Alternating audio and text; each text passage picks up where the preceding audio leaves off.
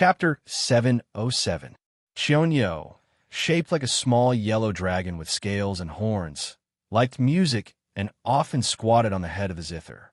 Wang Sheng's soul had turned into the shape of Qionyou, a small yellow dragon, squatting. That was all. There was no head of the zither, no other musical instruments, and it looked very simple.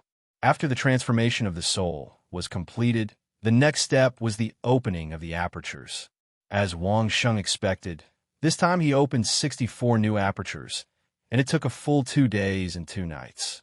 The complete transformation of the soul and the opening of the new apertures took 4 days and 4 nights. If it was a normal soul upgrading to the spirit-body tempering stage, this would be the end. But just as Wang Sheng was about to stop, a sudden change occurred. The 2 streams of spiritual energy that had been pouring into Wang Sheng's ears suddenly split into 7 streams. They flowed into Wang Sheng's eyes, ears, nostrils, and mouth, respectively. Next, the streams of spiritual energy swirled around Wang Sheng's head and began to strengthen him. Wang Sheng didn't know what happened, but thinking about the changes brought about by the golden pattern when his sense of smell evolved, Wang Sheng endured it. Although he was extremely tired, Wang Sheng still continued. He felt that Wang Sheng's vision, smell, hearing, and taste had been strengthened again. Although the time was very short, the clear feeling would not lie. Could it be that the senses could be strengthened a second time?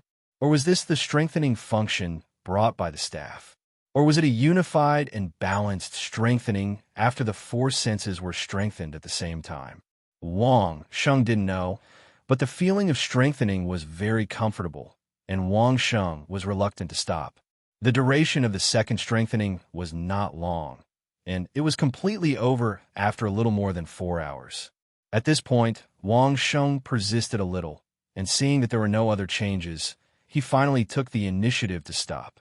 From the beginning to the end, it took more than 4 days and 4 nights. Fortunately, Wang Sheng had been half lying on the reclining chair. If he stood up, he might have been unable to support himself and fell to the ground. "Elder, why is it taking so long?" The Grand Abbey Dean and Mayor had been waiting by the side. Seeing Wang Sheng stop, the Grand Abbey Dean immediately asked with concern, "Did you do the conversion of aperture acupoints together?" Wang Sheng shook his head. What a joke! It would take a few more days and nights to complete the 64 acupoint transformation. Seeing Mayor's concerned expression, Wang Sheng smiled at her. Then, his nose twitched, and without caring about anything else, he rushed out. In a side hall outside, a little Taoist boy was cooking a pot of porridge on a small stove. Mayor knew that Wang Sheng would be hungry after a long time, so she cooked it herself. He was afraid that the porridge would be too cold, so he kept it simmering on the stove. With a flick of his left hand, Wang Sheng held the boiling hot pot in his hand. As it was too hot, Wang Sheng used the Tai Chi technique to exert force on the sides of the wok, causing it to float steadily above Wang Sheng's fingers without tilting in the slightest. With his other hand, he grabbed the stirring spoon from the little Taoist boy's hand and quickly scooped up spoonfuls of porridge into the air. The porridge was too hot, and it would definitely burn his mouth. As he threw it into the air, Wang Sheng did not forget to use his own spiritual power to create a small breeze around him to cool the porridge.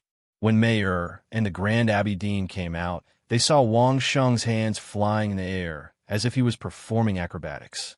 From time to time, he would throw away a spoonful of porridge, and, in the blink of an eye, he would catch another spoonful of porridge that was about to fall into his mouth. His movements were fast, yet they looked very steady, showing his excellent control. The Grand Abbey Dean saw Wang Sheng's exquisite Tai Chi technique, but Mayor saw that Wang Sheng was so hungry that he was about to collapse. She did not care that Wang Sheng had just advanced, which was actually a good thing. She was so distressed that she almost burst into tears. "Congratulations on your advancement, Elder." The Grand Abbey Dean was very perceptive. He was not as stubborn as old Taoist Ling Su, and he was smart. Seeing this, he immediately went up to congratulate Wang Sheng, and then said, "I still have some matters to deal with in the monastery. I will take my leave now." He quickly left with the confused little Taoist boy, leaving Wang Sheng and Mayor alone. Wang Sheng's movements were very fast, In less than 3 minutes, Wang Sheng had finished the whole pot of porridge, and the bottom of the pot was so clean that it was as if he had licked it. Seeing Wang Sheng's funny actions, the sad mayor could not help but laugh. When Wang Sheng put down the pot, which was still a little hot, Mayor could not help but throw herself into Wang Sheng's arms. "It's okay, I'm just hungry." Wang Sheng patted Mayor's head and replied with a smile, "The porridge is not bad. It took a lot of effort to cook." Mayor also knew that Wang Sheng was very tired and hungry after advancing for 4 days and 4 nights in a row, so she did not waste any more of Wang Sheng's time. She pulled Wang Sheng to the bed that she had already prepared and personally fetched water for Wang Sheng to wash his hands and feet. After watching Wang Sheng lying on the bed and falling asleep, she sat by the side and watched for a while before quietly lying down beside Wang Sheng. Wang Sheng had not rested for 4 days and 4 nights, and Mayor was not much better. She might have rested intermittently for a few hours, but she had to keep an eye on Wang Sheng at all times. At this time, she was also very tired and soon fell asleep. However, beside Wang Sheng, even if she had fallen asleep, Mayor still had a happy smile on her face.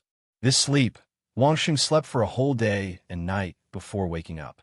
When Wang Sheng woke up, he found that Mayor had been lying beside him, waiting for him to open his eyes with a smile. After washing up and eating with Mayor, Wang Sheng finally had a chance to explore what changes had happened to his body, especially the second strengthening, which made Wang Sheng very much look forward to it. In fact, from the moment he opened his eyes yesterday, Wang Sheng knew that the outside world was completely different from what he had seen, heard, and smelled before. It did not mean that Wang Sheng had changed to another world, but several of Wang Sheng's senses, vision, hearing, smell, and taste, had been strengthened for the second time, giving Wang Sheng a brand new experience.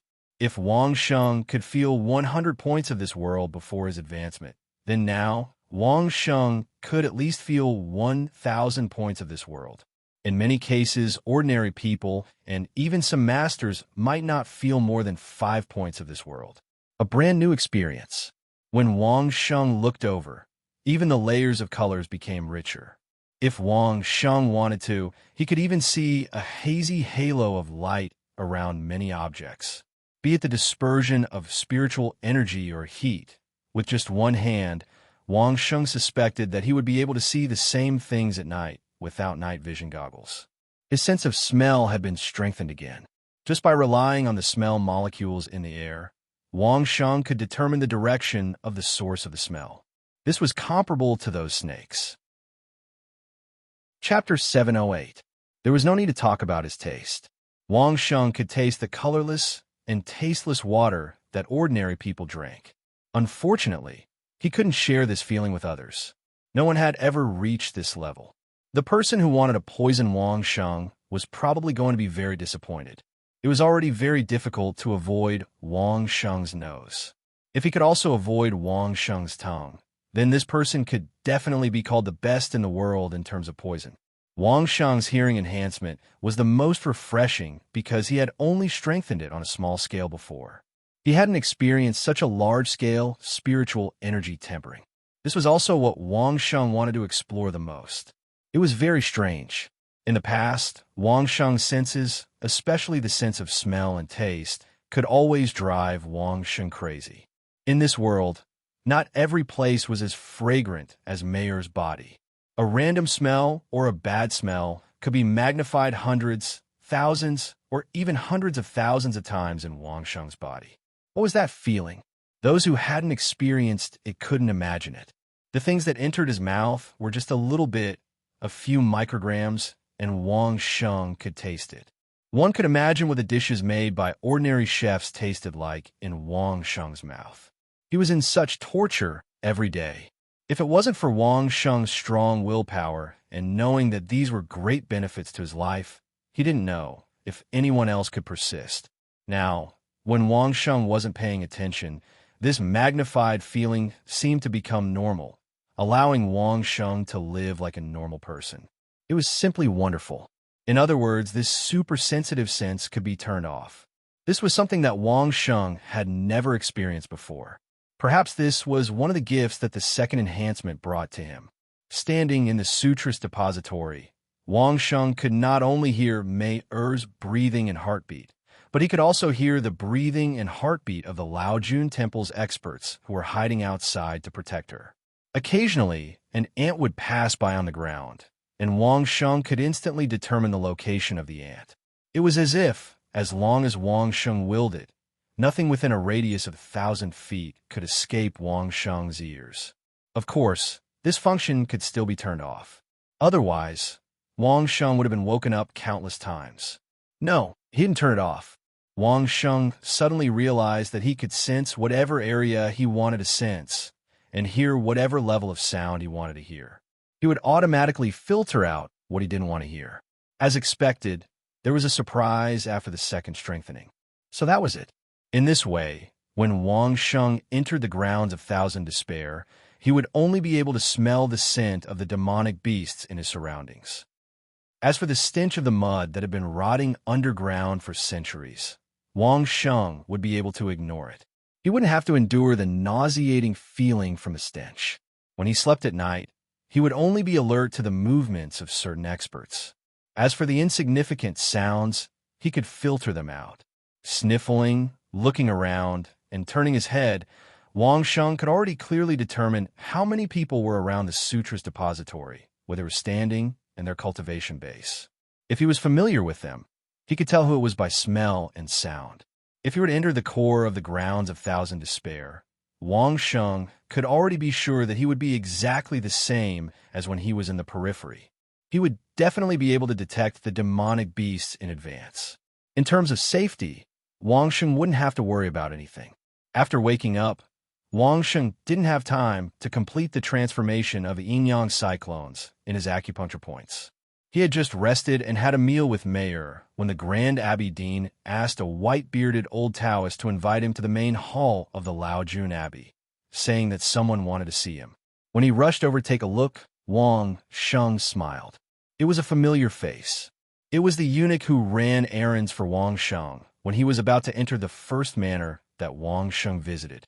He was no longer the little eunuch from back then. There were no more palm prints and bloodstains on his face.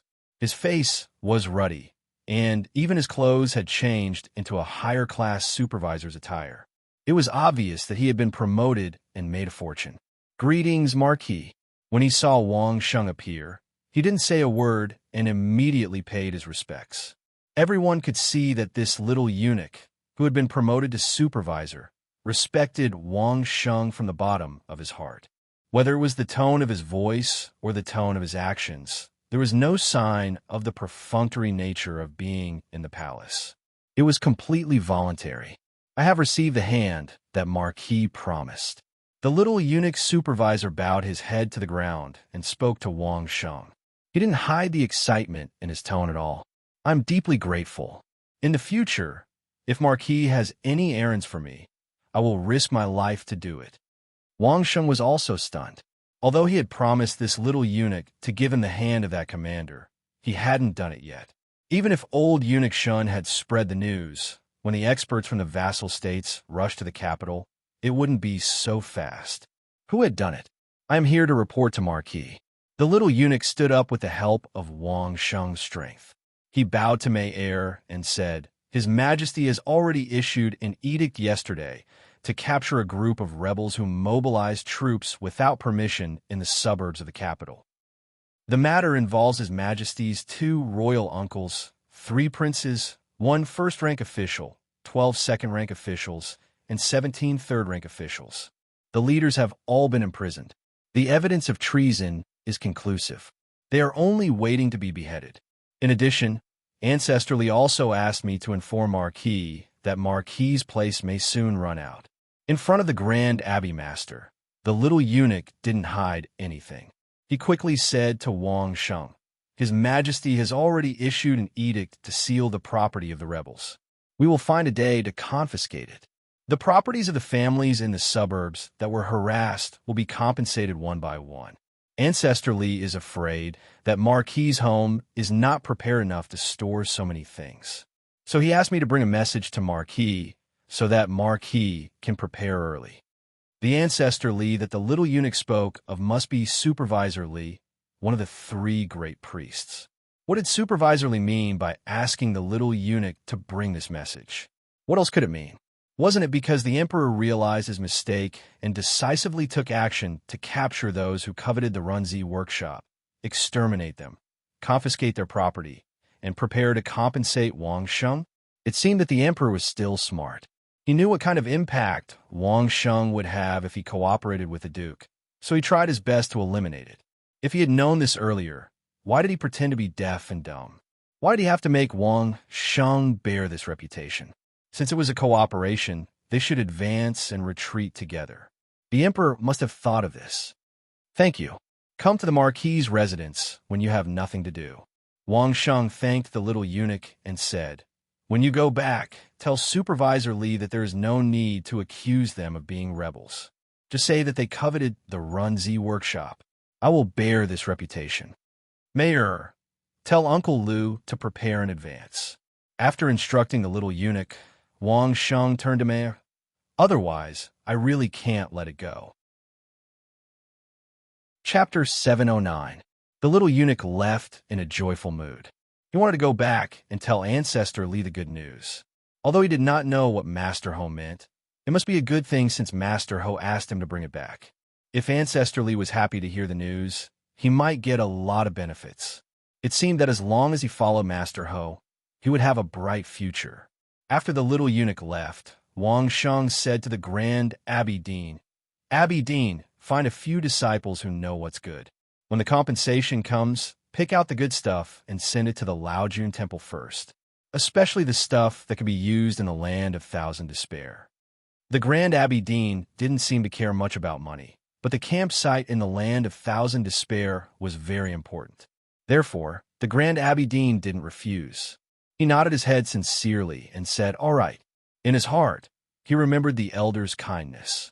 Mayor also asked the accompanying guards to inform Uncle Lu and the others, but she stayed here with Wang Sheng. Why did you refuse to bear this reputation before, but now you want to bear it? Mayor was very puzzled. When only Wang Sheng and Mei returned to the scripture depository, Mayor asked curiously, that's because someone purposely wanted me to carry that reputation. Wang Sheng said with a smile, I am a person who can be persuaded by reason, but not cowed by force. If you force me to bear it, I will definitely not bear it. But since they have shown enough sincerity and have already done it, I don't mind bearing this reputation.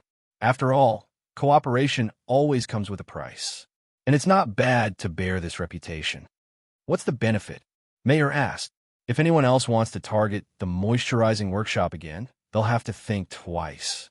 Aren't they stronger than this bunch of royal uncles and princes combined? Wang Sheng smiled and said, why wouldn't we accept someone who's giving us a chance to establish our might for free? How good is this reputation? Wouldn't it be great if you're on the side of justice and reason, and no one can say anything? Since it's a partnership, if we accept so many things, won't Uncle Sue and the others feel that it's unfair? Mayor also understood the benefits, and she began to think about how to distribute the items. Yes, Wang Sheng smiled and said, since it's a cooperation, of course, we can't let them make a move on us, and we'll get the most out of it. After the Grand Abbey Dean and the others have picked out the most important items, you can give half of the remaining items to Aunt Sue. If you don't say it's for Uncle Sue, just say it's for your godmother. Let's see who can say no. Don't tell Uncle Sue yet. Let him feel bad first. Mayer snickered and nodded. She looked like a cunning fox who had stolen a chicken. Wang Sheng couldn't leave the Laojun Temple yet, because although the advancement was completed, the real work was only half done. The transformation of the apertures had not begun, and there were still 64 apertures waiting for Wang Sheng to transform. Sometimes Wang Sheng felt it was a pity that the advancement in this world was too dangerous. Once the spiritual qi refinement began, it couldn't be interrupted, and this period of time would last for a long time. If someone took advantage of this time to launch a sneak attack, they would definitely not be spared. In the past, he had read a lot of novels on Earth where the advancement was completed in an instant and then resurrected with full health. Burning the small universe would instantly turn one into an expert. If that kind of person came to the spirit world, It was unknown how many times they would die in battle. Wang Sheng himself was suffering now. This was the Qianyu transformation. It could be considered as advancing to the 7th stage. But just the spiritual qi refinement would take 4 days and 4 nights, and it would definitely take a longer time in the future. On the side of the Laojun Temple's scripture depository, Wang Sheng continued to complete the transformation of the apertures in peace. 64 apertures needed to be transformed, and it would at least take the same amount of time. When Manager Li received Wang Sheng's words brought back by the eunuch, he didn't know whether to laugh or cry. After encouraging the eunuch who had just been promoted to manager, Manager Li relayed Wang Sheng's words to the Son of Heaven. After the Son of Heaven heard it, he also didn't know whether to laugh or cry. When he wanted to let Wang Sheng take the blame, Wang Sheng immediately threw the blame away. But when the Son of Heaven thought it through and decided to take the blame himself, Wang Sheng took the initiative to take the blame. He was simply playing with people. But after thinking about it, the Son of Heaven could sense the complete victory from Wang Sheng's change. Everyone was cooperating, so they should have a cooperative attitude. Wang Sheng never forced the Son of Heaven to do anything, nor did he make his own decision without informing him. On the contrary, the Son of Heaven often wanted to play some tricks. With such a comparison, the Son of Heaven was somewhat inferior and felt that he had lost face. The Empress soon knew about it and laughed at the Son of Heaven. The royal family moved very quickly. After knowing Wang Sheng's intention, they didn't delay for long. Soon, those princes and ministers who were taken down were convicted of unauthorized transfer of troops, rebellion, beheading, and exterminating their families. These were the official reasons, but in private, these people wanted to take advantage of the Runzi workshop and touch the interests of the royal family, so they were exterminated. As soon as the news came out, those who originally wanted to take advantage of the chaos in the Runzi workshop all shrank back. So many princes and ministers didn't survive. If they dared to take action, wouldn't it be like sending food to others? Did they think that there weren't enough heads on the execution ground and wanted to make up the numbers? A storm that seemed to sweep through many places in just a few days immediately subsided and calmed down as if it had never happened. The original team of the Runzi workshop smoothly took over the various villages one by one and continued to organize the villagers to start production. In less than 2 days, order was completely restored. Except for a group of people missing and some villagers who were tortured, everything else was completely restored to normal. Wang Sheng originally thought that the staff brought to Wang Sheng during the Qianyu transformation was the ability to consciously shield and filter out some feelings, bringing about the second strengthening. But when Wang Sheng began to change the aperture acupoints, Wang Sheng found that the staff in the spirit space did not bring this. The second strengthening was a balanced strengthening after Wang Sheng's vision, hearing, taste, and smell were improved at the same time. This was the body's self-regulation. If Wang Sheng could also strengthen the sense of touch, then the so-called eyes, ears, nose, tongue, body, and mind would be all occupied by Wang Sheng, and the only one left would be the sixth sense. Unfortunately, up until now, Wang Sheng had yet to figure out which of the 9 sons of the dragon would be the one with the enhanced sense of touch, much less a sixth sense. But now, Wang Sheng clearly found that the staff brought about a super strengthening of hearing or a strengthening of the sense of vibration. During cultivation, Wang Sheng had blocked out all normal feelings, but Wang Sheng could still clearly feel the position and movements of everyone around the Sutra Depository Pavilion. Chapter 710. During the transformation of apertures, Wang Sheng was completely sure that he did not rely on his hearing, smell, taste, or sight to discover these things. He could detect the movements of these people entirely by the extremely subtle vibrations caused by their movements, breathing, and heartbeats. When Wang Sheng completed the keyboard path, Wang Sheng already had such an experience. A slight movement could be transmitted to Wang Sheng's body, which could be clearly felt by the semicircular canals of Wang Sheng's inner ear. Now, there was no need for any particularly large fluctuations. It was just a normal human's physiological activity. For example, The vibration of muscles caused by breathing could be transmitted to the ground or the flow of air into the air. Wang Sheng's ears could clearly detect these vibrations. The frequency of this vibration had already exceeded the range of sound waves that humans could hear. In other words, if this ability had to be defined together with hearing, Wang Sheng already had the ability to hear ultrasound and infrasound. Wang Sheng was very happy. After discovering this, Wang Sheng felt that his life-saving capital had increased by one more level, and his own safety had once again increased by a level. Hearing the concept of ultrasound flashed in Wang Sheng's mind. Wang Sheng naturally thought of bats. Didn't bats rely on the ultrasonic waves emitted from their mouths, and then their ears to receive the ultrasonic waves reflected back to them to fly? Could he do it? How to emit ultrasonic waves?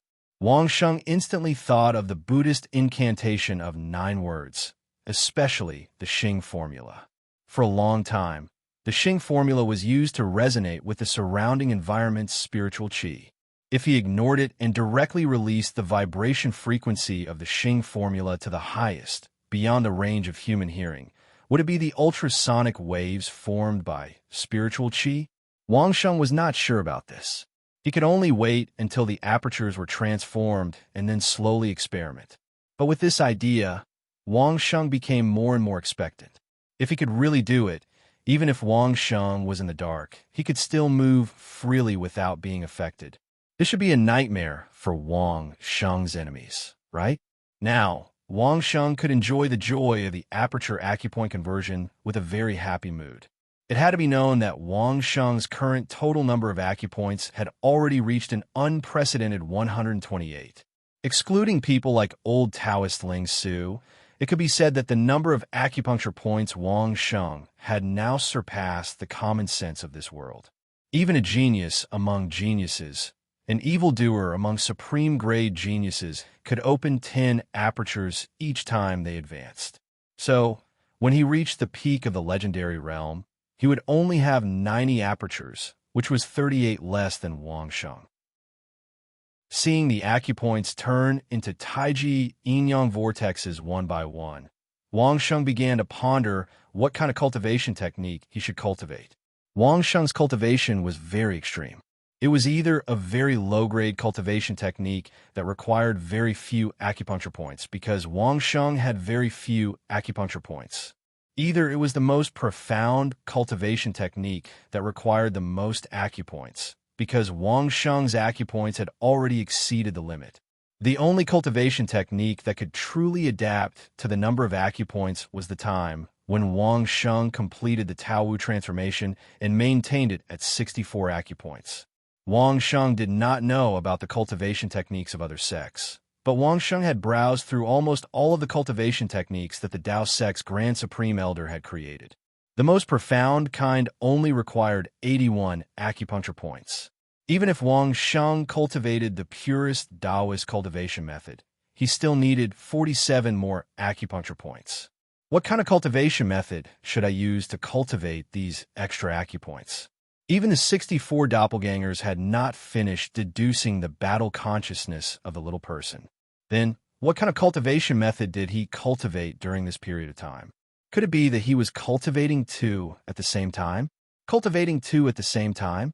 As soon as he thought of this, Wang Sheng was startled. That's right. Why can't I cultivate 2 at the same time? What about a Taoist cultivation method and a cultivation method that did not contradict other cultivation methods? For example, the mind guarding calmness that the emperor gave him. Wasn't that great? The 64 doppelgangers of the little person deduced the cultivation method that Wang Sheng needed while helping to promote the rotation of the Tai Chi yin-yang cyclone in the 64 acupuncture points. Soon, Wang Sheng completed the transformation of the acupuncture points while his imagination ran wild. When he opened his eyes, it was already another 4 days later. Wang Sheng's estimation was not wrong at all. The next time he came would be 8 days later. By then, Wang Sheng would have to take a batch of supplements before the transformation was completed. Otherwise, it would not be cultivation but consumption if he did not eat or drink for 8 days. Of course, Wang Sheng could choose to complete the transformation of the acupuncture points several times. How could a living person die from holding his urine. There were plenty of ways. When his eyes were still closed, Wang Sheng knew that the Grand Abbey Dean had been here for a long time. Also, Mayer almost never left his side. "Congratulations, Elder." As soon as Wang Sheng opened his eyes, he heard the Grand Abbey Dean's voice. He had been paying attention to Wang Sheng's condition at all times. When Wang Sheng's aura became more profound and vigorous, the Grand Abbey Dean knew that Wang Sheng was about to complete the transformation. Sure enough, "Thank you for your hard work." Wang Sheng was very grateful for the Grand Abbey Dean's personal protection. For the leader of the Grand Supreme Lord Temple, the big boss of the Tao sect, to be able to spare so much time to personally protect Wang Sheng twice in a row, there was no need to say anything more about the relationship between Wang Sheng and the Grand Supreme Lord Temple. As long as the Elder is well. The Grand Abbey Dean and Wang Sheng smiled tacitly and did not say anything more. They left with the Taoist children outside, leaving the space for Wang Sheng and Mayer again. This time, Mayer had experience, and the Grand Abbey Dean had reminded Mayer in advance. When Wang Sheng was about to complete the transformation, Mayer had prepared a bowl and chopsticks for Wang Sheng and scooped the porridge. At this time, the porridge was slightly warm and could be eaten immediately, unlike last time when Wang Sheng had to use spiritual qi to process it. While drinking the porridge, Wang Sheng asked Mayer about the changes in the capital these days. Not much had changed in a few days. The extermination of the family was still in progress. It would take at least half a month to count all the properties. The Runzi workshop was affected for half a month. Fortunately, the stock was sufficient and the production had resumed. There was no need to worry about the shortage of goods. It was as if nothing had happened in the city. The gold coins of the feudal lords had been sent over. Even the most reluctant Chiu family had gritted their teeth and sent 200 million gold coins. It was a good time for all parties to encircle the land in the land of thousand despair. If any party was late, the gap would be widened. The Chiu family would never allow themselves to fall behind in this respect. It was just 200 million gold coins. The Chiu family could afford it. Of course, the master of the Chiu family who schemed against Wang Sheng did not end well either. He was removed from all his positions and punished when he returned to the family. It could be considered as paying the price for his foolish behavior. Zhu Xiaodong of Baoqing Yutang died suddenly in the place where he was confined. When Mayer talked about Zhu Xiaodong, there seemed to be a bit of hatred in her voice. Old Master Zhu is supporting Bao Qingyu all alone. It's hard on him in the land of thousand despair. Chapter 711. Mayer still had some sympathy for Old Master Zhu. This was inevitable. Mayer was his adopted daughter. It could be said that he raised her. Moreover, Mayer's business knowledge and skills were all given to her by Old Master Zhu. Humans weren't plants or trees. How could they be emotionless? If Mayer was really indifferent, then Wang Sheng would have to carefully consider whether or not to cooperate with Mayer. However, it was also this Old Master Zhu who coldly deprived Mayer of everything in Baoqing Yutang. Disregarding Mayer's hard work to expand the empire, he called back Mayer with just one sentence. Then, he handed over Baoqing Yutang's family business to his good-for-nothing son, young Master Zhu. If it was only like this, Wang Sheng could understand. After all, an adopted daughter was only an adopted daughter. A son was a biological son. Everything that the father had worked hard for must be passed on to his biological son.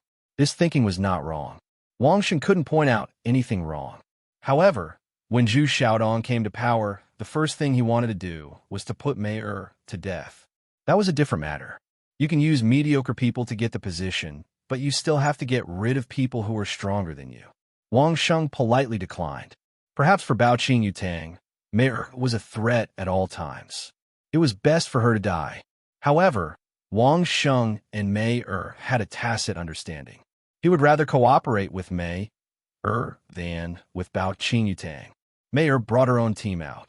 She didn't oppose Baoqing Yutang. This was already giving face to Baoqing Yutang. Do you know how Zhu Xiaodong died? Wang Sheng asked. Was he killed by the Chiu family or by Old Master Zhu? Mayer let out a long sigh. She couldn't help but say combining all the information and my understanding of old Master Zhu. I'm afraid that old Master Zhu did it himself. Oh, Wang Sheng had a whole new level of respect for old Master Zhu. Even a vicious tiger would not eat its cubs.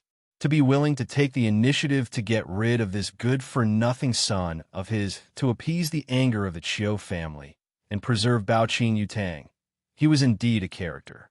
In the past, Wang Sheng's impression of old Master Zhu was that he was an old man who valued men over women and was good doing business. But now he could barely treat old Master Zhu as someone important. Did you ask who took the villagers away the first time?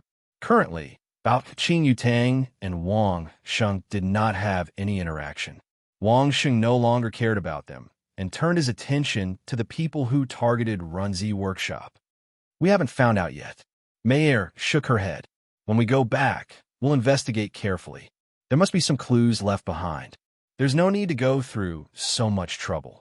Wang Sheng directly suggested, let Uncle Su send someone to ask those guys who were imprisoned. They used to torture a lot of villagers, so they must have gotten something out of them. There's no way to take more than 300 people away without leaving a trace. They must know something. They hate us to the bone. Why would they tell us? Mayer knew that Wang Sheng's method might work, but her only concern was that those people knew that they were going to die. Why would they tell Wang Sheng about it? Don't worry. Wang Sheng smiled and said, tell them that because we don't have the time to investigate their identities, they can get away scot-free. They all targeted Runzi workshop. They were the ones who made the first move and got away with it. If they think it's fair, then they should just shut their mouths and wait for their death. If they think it's unfair, they'll definitely say it and drag a few more people down with them. Don't worry about scarcity, worry about inequality. Mayer's eyes lit up. It was a good idea. Wang Sheng's method didn't worry about scarcity, but worry about inequality. It worked every time. But if that was the case, why did Wang Sheng ask the Qiu family to pay 10 times the cost of the land? Wasn't that unfair? In a blink of an eye, Mayer thought of the answer. Because of this, everyone felt that there was no inequality. The Qiu family used tricks, but other families didn't. Why should other families treat them the same as the Qiu family? In the future, if someone wanted to play tricks, they would remember the lesson of the Qiu family and not use it again. Wang Sheng was using this method to prevent even bigger problems from appearing. I'll send someone to ask. Mayer didn't say anything more. She agreed and immediately went to make the arrangements. This time, Wang Sheng stayed in the Laojun Temple for about 10 days. Qianyu transformation was completed and the aperture acupoint transformation was completed. It was time for Wang Sheng to leave. He informed the Grand Abbey Master, then returned to the Changshan Marquis residence with hundreds of guards arranged by the Grand Abbey Master. This time, Wang Sheng didn't hide his tracks on the way back. Even 100 people couldn't hide. Along the way, Wang Sheng could clearly see that many people looked at them strangely with fear in their eyes. That was right. It would be a big problem if they really treated Wang Sheng as a fat pig that could be slaughtered at any time. Sometimes, it was better to be feared than to be loved.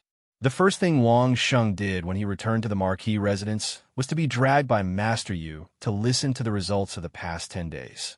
There was an ensemble of ancient music with the addition of a piano and a Guzheng music for solo piano that Master Yu had arranged. Master Yu was now convinced that the piano was the king of musical instruments. When all kinds of traditional musical instruments were re-recorded, the pitch was based on the piano. If such an instrument wasn't the king of musical instruments, then what was?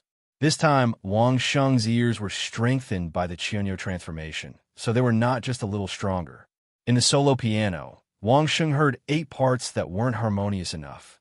After a brief discussion with Master Yu, they concluded that it was a problem with the fingering. It couldn't be helped. The method of playing the piano was still being explored and could only be perfected bit by bit. There were even more flaws in the ensemble of ancient music. Not everyone was as good as Master Yu. Even though the musical instruments they were using were personally made and calibrated by Master Yu, Wang Sheng could still hear the small mistakes made by everyone in the ensemble. Starting from the manager, Wang Sheng commented on everyone one by one. When in which bars should be heavy, fast and slow, the rhythm should be high and low. Even when Wang Shenglian and the others were playing, the rhythm of their breathing, the coordination of their music, and the flaws in their technique were all mentioned. Everyone who listened was amazed. Even Master Yu's eyes almost popped out, not to mention the royal zither players. He had unknowingly entered that realm, but he didn't realize that there was a problem with his breathing and heartbeat coordination with the sound of the zither. He didn't have ears like Wang Sheng. Now that he heard what Wang Sheng said, Master Yu combined it with his own practice and realized that what Wang Sheng said actually made sense. Master Yu immediately realized that this was probably the peak of musical instrument practice after reaching a certain realm. Fortunately, he had unknowingly reached this height. Chapter 712. For Master Yu, who had been obsessed with music and musical instruments all his life, he had been living happily ever since he met Wang Sheng. This was not to say that Wang Sheng had the same interests as him or shared the same interests or anything like that. In fact, Wang Sheng had already made it clear that he was researching these things for the sake of cultivation and to improve his hearing. Apart from his hearing, he only knew how to make some strange musical instruments. That was all. He couldn't even play the piano he made himself, let alone any classical instruments. The only thing he knew was simple guitar playing. But this did not prevent Wang Sheng and Master Yu from becoming good friends despite the difference in age. For Master Yu, Wang Sheng was like a soulmate who fell from the sky. In his lifetime of playing the piano, there had never been anyone who made him so eager to perform in front of him. Using the illusions that Wang Sheng knew, this was probably the story of Yu Boya and Zhong Ziki. However, Wang Sheng did not say anything elegant about her being as lofty as a mountain or as smooth as flowing water. Just like that, the two of them inexplicably hit it off. Now hearing Wang Sheng's comments, Master Yu felt like he had met a soulmate in the mountains and flowing water. The happiness from beginning to end made Master Yu wish he could stay in the Lord Protector's manor and study new songs every day. No, you have to come up with a new song. Right now, Master Yu's heart was itching. He wanted Wang Sheng to come up with a brand new song before he would let him go. Wang Sheng had no choice.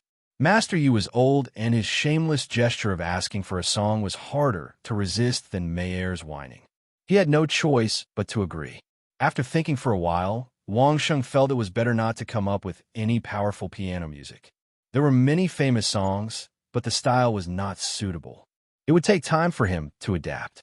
It was better to come up with some ancient China-style songs. High Mountain and Flowing Water was suitable for the zither, but it was too elegant. Wang Sheng did not have the patience to listen to the complete version on Earth, let alone bring it here. Moon Over a Fountain? It was too sad. 10,000 Galloping Horses and Horse Race were both very good. Wang Sheng still wanted to keep them for himself. Forget it. He would give him a simple song. LV Songxian's version of The Smiling, Proud Wanderer was good enough, so he decided to go with it. Wang Sheng immediately asked Master Yu for a blank stave and began to compose a tune according to his memory. Although it was said to be a zither and flute ensemble, there must be auxiliary instruments. Wang Sheng did not find it troublesome and marked all the instruments that were used at once. In any case, they were all traditional musical instruments. As long as they could be named, they could be found here. The worst musician was also a royal musician. He believed that he would soon be able to hear this beautiful song. Wang Sheng had marked them very carefully, separating the various musical instruments. After marking one type, Master Yu took the stave and looked at it. Now, Master Yu had a deep understanding of music scores. Holding the music score, his fingers started to play in the air, and the tune automatically sounded in his mind. The tune might not be a classic, but it was still a rare masterpiece. Not to mention the zither and flute ensemble, the artistic conception of the tune was also good, which made Master Yu nod repeatedly. It was the same for the flute score. As Master Yu looked at it, his fingers started to press in the air unconsciously, as if he was holding a flute in his hand. When Wang Sheng finished marking the rest of the instruments, Master Yu could not wait to play the zither by himself. Then he pulled out the musician who played the flute, and the two of them were going to work together. The royal musician was not just for show. After looking at the flute score for a few times, he had a basic idea. Under Master Yu's guidance, he performed it alone once. Then, Master Yu pulled a few musicians who were already familiar with the accompaniment and started to play together. The simple accompaniment started, and then Master Yu added in the sound of the zither. It was good at the beginning, but when more accompaniment was added and the flute was added, it became a mess. Stop, stop, stop. Master Yu stopped immediately. It was so messy. Although it was his first time playing together, it was too disappointing. Master, Wang Sheng was a bystander and immediately saw the problem. He quickly reminded them, "You are still lacking a conductor for the ensemble." Everyone had been familiar with the ancient tunes for a long time and had practiced together many times, so there was no problem in working together. But this was a new piece, so there was no unified conductor. The disadvantage of not having a conductor was immediately seen. As for the ensemble of traditional instruments in the source spirit world, there was no concept of a conductor. Conductor? What kind of conductor? This was the first time Master Yu and the royal zither players came into contact with this concept, so they were all confused. To put it simply, it is a coordination. Wang Sheng used the simplest concept to answer. Tell each musician when to start, when to insert, and when to stop. Other than that, the conductor needs to have a beat and rhythm. The entire performance will follow the conductor's gestures. When to be fast or slow, you all have to listen to the conductor. Then you will be the conductor. Master Yu waved his hand and let Wang Sheng be the conductor. It sounded simple, so Wang Sheng should be able to do it. You made the music, so you definitely know when to start. I can't. Wang Sheng directly shook his head. If this conductor was in the army, he would be the Grand Marshal of the army. It requires him to know every instrument in detail and have a deep understanding of the music. The requirements are very high, so I can't do it. Master, I think you are very suitable. Next, in front of Master Yu and the royal zither players, Wang Sheng analyzed the role of the conductor in detail and finally gave Wang Sheng's conclusion. It could be said that the same piece of music with different conductors could achieve two different results. This was the importance of a conductor, and the one who fit the characteristics of a conductor was undoubtedly the highly respected Master Yu. If it was someone else, not to mention understanding the instrument, it would be hard to say whether the musicians would listen to the conductor. Wang Sheng could control these people, but compared to Master Yu, Wang Sheng's understanding of musical instruments was like heaven and earth. While Master Yu was pondering and discussing with the royal zither players, Wang Sheng had already gotten the great grandmasters to bring out a few batons for Master Yu. At the same time, the polishing was also done. Holding the baton made by Wang Sheng, Master Yu touched it a few times. Then he followed Wang Sheng's instructions and hit the music stand with the baton. The group of zither players were completely prepared and just waiting for Master Yu to start. He gently waved the baton at one of the accompanying zither players. The zither players stared at Master Yu's movements and started to play according to Master Yu's movements. Then, many kinds of accompaniment joined in, zither joined in, flute joined in under Master Yu's command. The heart-cleansing and kindness incantation rang out in the source spirit world for the first time. Chapter 7:13. Wang Sheng listened with his eyes closed. To be honest, these royal musicians were really good. At least this was the first time that Wang Sheng listened to it, and it was almost the same as the movie soundtracks on Earth. How was it?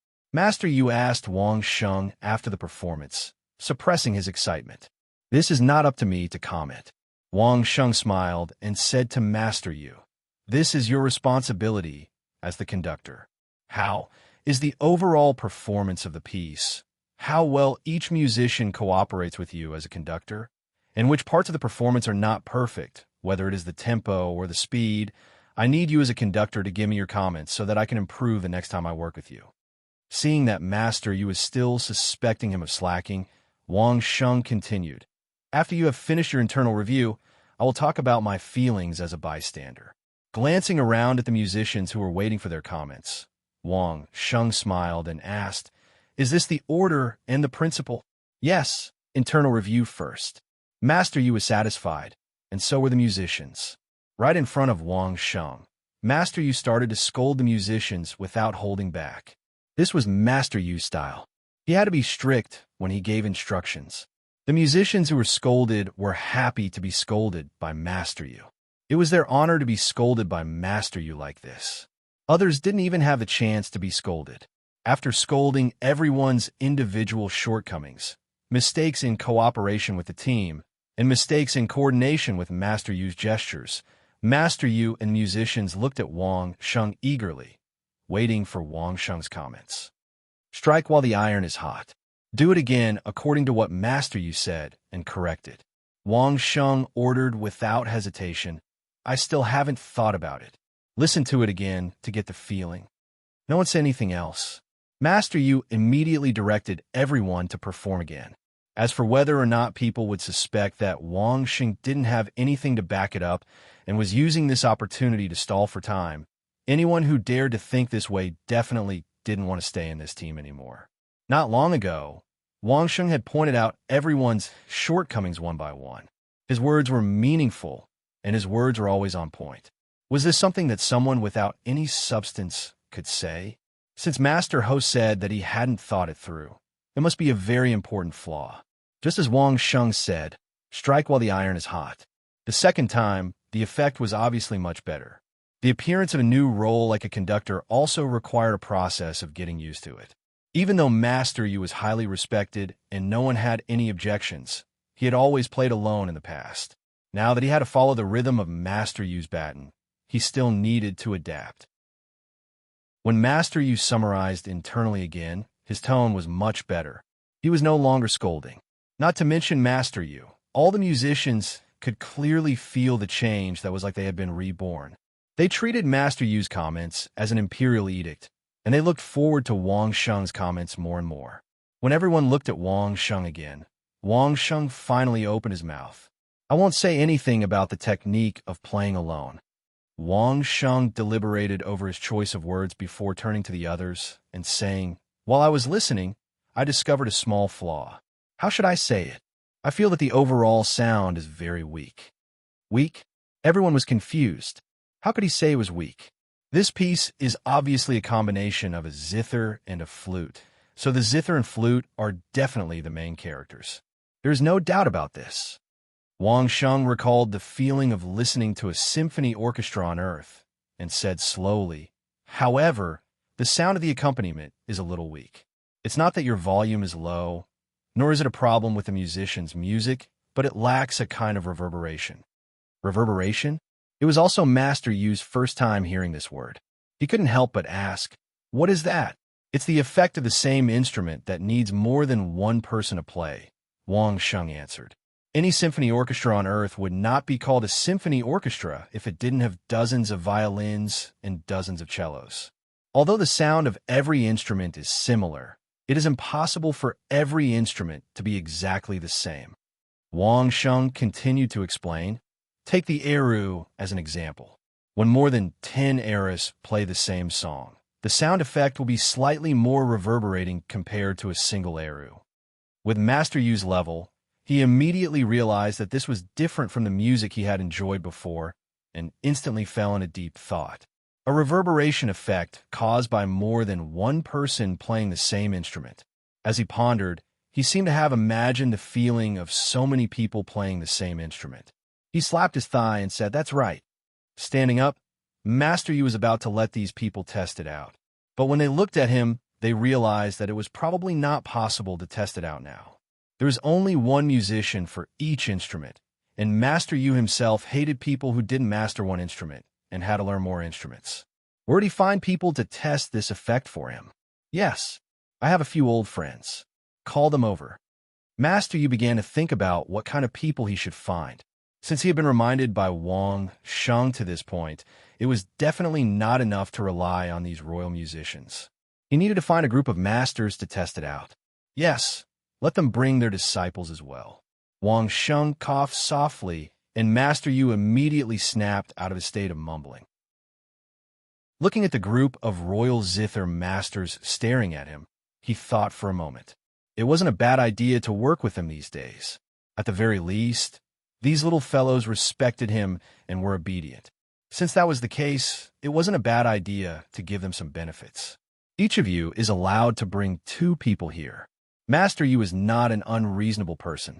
Previously, it was just that he hadn't met a bosom friend like Gao Shan Lu Shui. Now that Wang Sheng was here, just what Wang Sheng had said was enough for Grandmaster to digest and absorb. Giving these royal zither masters some quotas would only bring benefits and no harm. In addition, among the people you know, see if there is anyone suitable to be a conductor. Master Yu gave everyone another task. If there is someone who has a comprehensive understanding of musical instruments, preferably young, bring him here. Turning to look at Wang Sheng, he couldn't help but shake his head. In fact, Master Ho is the most suitable, but unfortunately he is not willing. Everyone agreed with this. In terms of conducting, no one was more suitable than Wang Sheng. Unfortunately, just like what Master Yu said, Wang Sheng was not willing. Take your time. Wang Sheng smiled.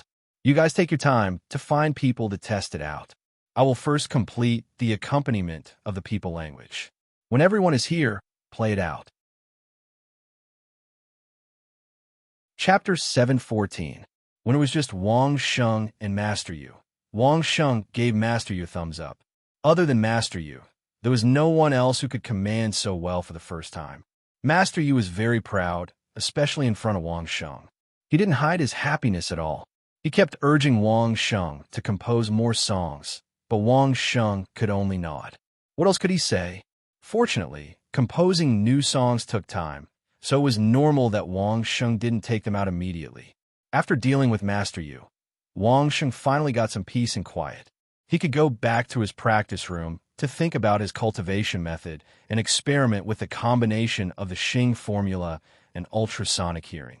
Of course, before that, Wang Sheng met with more than 10 great masters and thanked them again for their help. As for the cultivation technique, Wang Sheng chose the strongest cultivation technique of the Tao sect, the Tao Canon Heart Sutra. This was the strongest cultivation technique passed down by the founder of the Tao sect, the Laojun Temple. It was said that old Taoist Ling Su cultivated this cultivation technique in his later years. Thinking of old Taoist Ling Su's strength, he didn't hesitate to choose it. Of course, for the extra acupuncture points, Wang Sheng chose to practice Meditation Mind Sutra given by the Emperor at the same time. It would be a waste if Wang Sheng didn't choose this cultivation method that could allow the combat consciousness minion to split twice. The only difficulty was to practice 2 cultivation methods at the same time. However, this was not a difficult task for Wang Sheng, who had the help of the 64 little people with combat awareness to help him make deductions. But to be on the safe side, Wang Sheng practiced Meditation Mind Sutra first. In Wang Sheng's understanding, brains were more important than strength, and that was what he always did. As a sniper, having a calm mind was more important than anything else. Since the Steadfast Heart Sutra could achieve this, Wang Sheng naturally had to cultivate it first. Furthermore, the battle consciousness minion had already given him an answer. The Mind of Tranquility mantra was effective the first time. There was no harm in cultivating it first. Word by word, Wang Sheng pondered over the Silent Tranquility Heart Sutra that the Emperor had given him.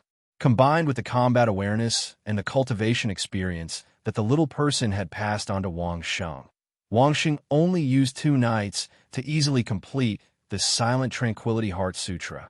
What followed next was the accumulation of daily cultivation, waiting for the day to break through.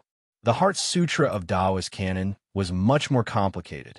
This was the highest level of cultivation technique of the Tao sections. Some parts of it were even integrated with the Tao sect's theories. Even though Wang Sheng knew a lot about the Tao sect's theories, there were still times when he had to carefully ponder over it. It seemed like it was time to enter the underground palace of the Land of Thousand Despair and ask the old Taoist Ling Su for advice. Marquis, those people are willing to speak. Just as Wang Sheng was about to go out, Mayor returned home and brought good news to Wang Sheng. The people who made the first move against Runzi Fong, they have an answer. Which Marquis? Wang Sheng asked. It's Count Kai Xian. Mayor replied with a smile. Surprised? Count Kai Xian was the ruler of Victorious Return. Victorious Return used to be Victorious Return Palace, and Sister Rosa of Worry-Free City was a member of Victorious Return Palace. Because Victorious Return was relatively small, they didn't obtain the title of Marquis at first, only an Earl. Logically speaking, Wang Sheng and Sister Rosa could be considered to have a good relationship. Victorious Return Palace had also cooperated several times before, and all of them were relatively perfect, with both sides being happy. Unfortunately, the ones who made the move this time were actually people from Victorious Return Palace. They didn't seem to take their previous friendship with Wang Sheng seriously at all, and acted decisively when the time came. Because of this, Mayor felt that Wang Sheng should be surprised, which was why she asked such a question. What's there to be surprised about? Wang Sheng also laughed. Don't tell me there's such a thing as sincere cooperation between countries. It's nothing more than cooperation when our interests are aligned. And when our interests aren't aligned, we decisively stab each other in the back. That's all. But this is too impersonal. In fact, Mayor had been in the business world for so many years, and coupled with her own experience, she could already see through many things. However, she still felt somewhat unhappy. Impersonal? Wang Sheng laughed even harder. In their eyes, everything is for the sake of profit. Our previous cooperation with them wasn't on equal terms to begin with. They felt that they were giving us face, that they were bestowing us with an opportunity. When did they ever have the concept of equal cooperation? When it's time to act, they didn't hesitate to act. This kind of person is quite decisive. They made a move against us, and you're still praising them? Mayor said, puffing up her cheeks in anger. She was very unconvinced. If it's a cooperation between countries, this is the correct attitude and method. Wang Sheng patiently explained to Mayor. However, if it's used on us, then of course we won't be happy. Don't be unhappy. Look at our cooperation with Uncle Sue. A few days ago, didn't Tianzi also plan to make us a scapegoat? In the end, it's still the same saying. There are no eternal enemies, and there are no eternal friends. There are only eternal benefits. But I will never use this kind of method on you in my life. Mayor was very unhappy, and she grabbed Wang Sheng's hand to express her feelings. No matter how big the benefits are, I won't. People are different. Wang Sheng grabbed Mayor's small hand and comforted her with a smile. Some people believe in these things, but I'm more willing to believe that there are still feelings between people. But between countries, it's really different. So we also have to be careful of the royal family? Mayor asked cautiously. This time, Wang Sheng nodded silently. When he saw Mayor's gaze, he couldn't bear it and said, "That's why sometimes I'd rather believe in the unambitious Lao Jun view. Of course, if the royal family slowly learns to cooperate with us on an equal footing, it's not impossible to maintain everyone's cooperation. Let's see if they're smart enough." Then what about Uncle Kai Xian? Mayor nodded and took the initiative to change the topic. Where did they send him? Wang Sheng asked. Uncle Kai Xian definitely won't act on his own. Who did it? What's the current situation? We need to find out. Wang Sheng no longer asked the reason for the attack. As Wang Sheng said, it was nothing more than profit. Triumph Palace had spent a large amount of money to buy the land. Coupled with the investment of the Thousand Despair camp, it was certain that they couldn't make ends meet. At this time, with the strong profitability of Runzi Workshop, who wouldn't be jealous? It wasn't strange that Uncle Kai Xian could do this kind of thing. For the people of Triumph Palace to quietly take away Wang Sheng's people for many days, this could already be considered as a prototype of special operations. Wang Sheng suddenly had the thought of competing. He wanted to see who was stronger, a special soldier who had undergone rigorous training on Earth, against these experts from the source spirit world. Find out about this. Wang Sheng's face was full of excitement. I'll personally take action and meet these people.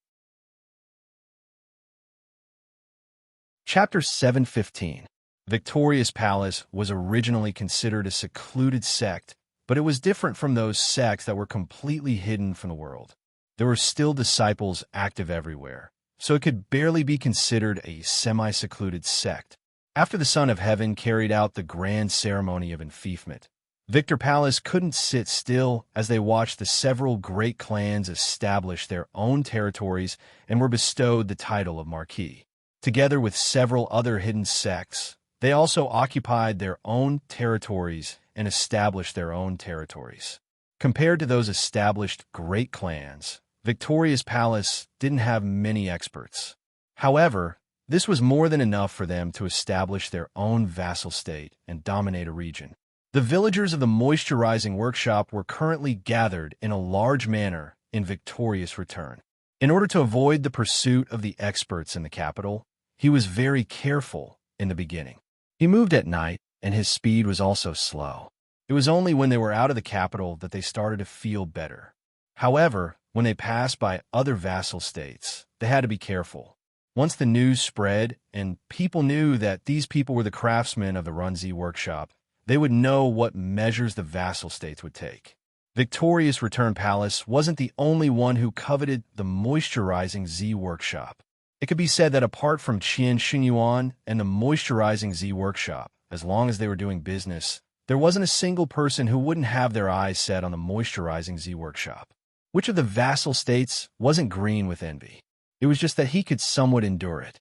Since they had to travel around the lands of Thousand Despair, it took them more than 10 days to reach Victoria's Return safely. Now that he was here, he was safe. The people were finally settled, but other troubles came. The events that transpired in the capital soon spread to Victoria's Return. Generally speaking, unless they had the core formula of the moisturizing Z workshop, these 300 villagers would only be able to produce the lowest grade of cosmetic products that were marketed to the general public with the lowest profit margins. Those with high profits and high value could not be produced. This time, the people for Victoria's Palace were in an awkward position. Originally, they thought that as long as they controlled all the key personnel in the production process, they would be able to produce all the products. Who would have thought that Runzi Workshop still had a hand in raw materials? For the sake of this operation, Victoria's Return had spent more than 100,000 gold on bribing spies and arranging for food and lodging along the way. This didn't even take into account the loss of so many experts. Hundreds of thousands of gold coins were spent, and this was the result? The planner of the operation was dumbfounded. If he had known this would happen, why did he have to do this? No one had expected such an outcome. Based on the previous experience with Baoqing Yutang's salt and sugar business, as long as they controlled the farms that produced it and the key personnel that controlled the process, they would basically be able to get their hands on it. But who would have thought that the same group of people would be able to control the raw materials? If it was as simple as cutting off the source of raw materials, it would be easy. With the country's power, they could always find suppliers of raw materials. But the problem was that they didn't even know what the key raw materials were. What should they do? It could only be said that Mayer and her team had learned from their mistakes and were now more vigilant. But what could the people for Victoria's Return Palace say? Was he blaming the other party for hiding the item too well and not allowing him to successfully steal it? The group of people looked at each other in dismay. Half a year's worth of arrangements and bribery were all useless. How were they going to settle these 300 people? Although Victoria's Return was a vassal state, accommodating 300 people was a small matter that could be easily handled by any minor official. The question was, what were these 300 people supposed to do? Farm, or continue to sell low-priced cosmetics? The experts participating in this operation and the 300 villagers were all resting in this villa. They had been on tenterhooks the entire time. Now that they had returned to a safe place, they naturally needed to rest. No one knew that on top of a small hill 5 kilometers away, there was a person using a sniper rifle scope to observe the situation in the villa. Although Wang Sheng had gone to the Laojun Monastery after the incident at the moisturizing workshop, which took him more than 10 days, compared to the people from Victoria's Return Palace who had to take a detour, Wang Sheng directly passed through the land of 1,000 Despair and arrived here only 2 days later than the people from Victoria's Return Palace. The scope could only be used during the day. Wang Sheng had already determined the approximate distribution of the experts in the villa through the scope. They were resting in a mountain forest several kilometers away, waiting for the sun to set.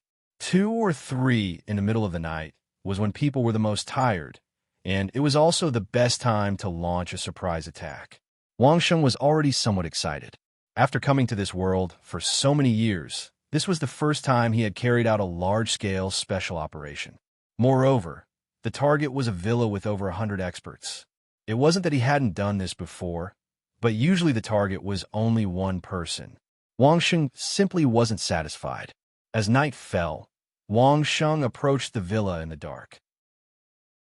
In this world, where more than half of the people had night blindness, even if Wang Sheng didn't have his enhanced eyesight, he would still be one of the best in the dark. Being able to be a sniper, how could his eyesight be poor? After undergoing the second enhancement during the Chinyo transformation, Wang Sheng's eyesight was now able to see a hazy mass of spiritual energy in the dark. At the same time, his hearing and smell were able to accurately determine a person's position. Kacha! The neck of one of the guards outside the villa was easily broken by Wang Sheng from behind. Wang Sheng supported his body and carefully placed him in a corner. There was no blood, so there wasn't any smell of blood. Pooh! A blow dart made by Wang Sheng. The arrowhead smeared with the venom of the black bean spiders found in the land of 1,000 despair noiselessly pierced the neck of the guard who was leaning against a pillar several dozen steps away. The instant paralysis effect made it so that he couldn't even make a sound. His body directly went limp. Wang Sheng easily reached over and crushed the guard's throat. There weren't many people patrolling outside, and their cultivations weren't high.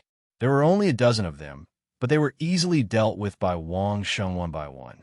Not a single person had the opportunity to make a sound, and not a single person shed a large pool of blood. At most, Wang Sheng stabbed a walking fellow through the back with an awl into his heart. Similarly, the powerful paralysis effect of the venom was covered by Wang Sheng from behind. There wasn't the slightest bit of sound. This villa was located close to the capital of Victoria's return, so it wasn't a very secretive place. The guards weren't strict enough to begin with. If the 300 villagers were able to produce a complete set of cosmetics, perhaps it would be different. However, they could only produce the lowest grade of cosmetics, so there was no need for them to act as if they were facing a great enemy. No one knew that the outside of the villa was completely empty. There wasn't a single living person. At this moment, everyone was sleeping soundly. Diligent experts would inevitably lower their vigilance during cultivation. Was there a need to be so vigilant in one's own territory? Chapter 7:16. During the Bayan transformation, the golden pattern on the giant cauldron strengthened and gave Wang Sheng the ability to conceal all of his aura when needed. Old Taoist Ling Su couldn't detect Wang Sheng's aura even with his eyes closed. If the strongest expert in the villa could still detect Wang Sheng from a few hundred meters away, then he must be an immortal. There was no need to deal with the villagers. They were just a group of pitiful people who were being held hostage. Even if there was a mole, it was impossible for Wang Sheng to separate them one by one at this time. In any case, the people of Triumph Palace were almost all dead. Those who had a guilty conscience would naturally be unable to eat or sleep in peace. There were many diligent experts who were still cultivating at this time. The disciples of the secret sects were able to forcefully dig out a few vassal states from the cracks of the 8 great clans, so they had the confidence to do so. Unfortunately, they had touched Wang Sheng's cake this time. No matter how smart or hardworking the disciples were, they were doomed to not have a good ending. It wasn't that Wang Sheng was bloodthirsty, but rather that Wang Sheng wanted to kill the chicken to scare the monkeys. He wanted to use Triumph Palace as a chicken to scare another group of bold monkeys. Although 2 groups of people in the capital had fallen in the hands of Wang Sheng, it was only because the people in the capital didn't dare to stretch out their hands. The people of the vassal states had never put the emperor in their eyes. It was also because of this big ceremony, in order to confer a noble title and establish a country, that they gave the emperor a little face. As for the property protected by the emperor, wasn't it just up to whoever wanted it? If it weren't for the fact that the moisturizing workshop's industrial chain was relatively closed, Triumph Palace would have made a lot of money this time. Even if they didn't succeed this time, everyone understood that this time it was just a failure of Triumph Palace. They didn't grasp the context, and it wouldn't be long before Triumph Palace would find a way to dig deeper into the industrial chain of moisturizing workshop and obtain the supply and several key materials in their hands. Of course, they didn't know that the three key materials were controlled by the Leo Jungwon. Therefore, they thought that at least half of these experts would return to the capital after resting for a while and continue the unfinished business. Would Wang Sheng allow such a thing to happen? Today, Victorious Return Palace had come knocking on Wang Sheng's door, yet he hadn't done anything about it. Tomorrow, who knew if the Shi family, Gan family, and Chiu family would do the same? After being cheated by Wang Sheng so many times, wouldn't it be normal for them to turn the tables on Wang Sheng? Therefore, when Wang Sheng's tiger fang dagger cut across the carotid artery of the sleeping Victor Palace disciple, Wang Sheng had covered his nose and mouth with his hand. Wang Sheng didn't feel the slightest bit of hesitation. His movements were skillful, just like how he would erase the throat of a terrorist on Earth. No one could detect Wang Sheng's aura, not even the most powerful experts. As for the sound of footsteps, those who were sound asleep would definitely not be able to feel it. Wang Sheng retracted his murderous aura. There were still his own people patrolling outside. Who would care about the almost imperceptible footsteps? Not everyone had ears like Wang Sheng's. Even if they heard it, they would think it was a patrol. The blood that sprayed out was quickly covered by Wang Sheng's quilt. Wang Sheng had also smeared the black bean spider's venom on the tiger fang dagger. Scratching the skin basically meant that the dagger would be unable to move. Those who were attacked by Wang Sheng could only feel their life force slipping away bit by bit in their sleep. There was nothing they could do. Those who were sound asleep were easy to deal with. The troublesome ones were those experts who were cultivating. These people were generally at the fifth realm and above. It was impossible to not be alarmed. However, these people were after all a minority. There were only 20 or so of them. Moreover, Wang Sheng had already remembered each person's specific position. He could hear their breathing and heartbeat. For Wang Sheng, this was enough. Pa! When the heavy sniper crossbow's bowstrings sounded, all the disciples who were still cultivating were alarmed. Their reactions were not bad. All of them quickly stopped cultivating and jumped up. Each of them occupied a hidden corner, ready to counterattack at any time. Wang Sheng, who had been paying attention to everyone's movements, secretly nodded in his heart. It was not without reason that Triumph Palace was able to occupy this territory in such a situation. Just looking at the reaction of this group of disciples was enough to understand. No one knew that the strongest expert in their villa, an elder at the eighth realm, had already died the moment the bowstring sounded. The speed of the heavy sniper crossbow's arrow was more than 3 times the speed of sound. By the time everyone heard the sound, Wang Sheng's carefully custom-made crossbow had already pierced through the expert's body. In order to ensure the power, Wang Sheng used explosive arrows. The first sound the Triumph Palace experts heard was the bowstring, and the second was the sound of an explosion. The eighth realm expert who was cultivating didn't even have the chance to counterattack before his body was directly smashed into pieces. The power of the explosion was so great that the expert's room was directly blown into ruins. 2 of the Victorious Palace's experts immediately rushed out upon hearing the explosion.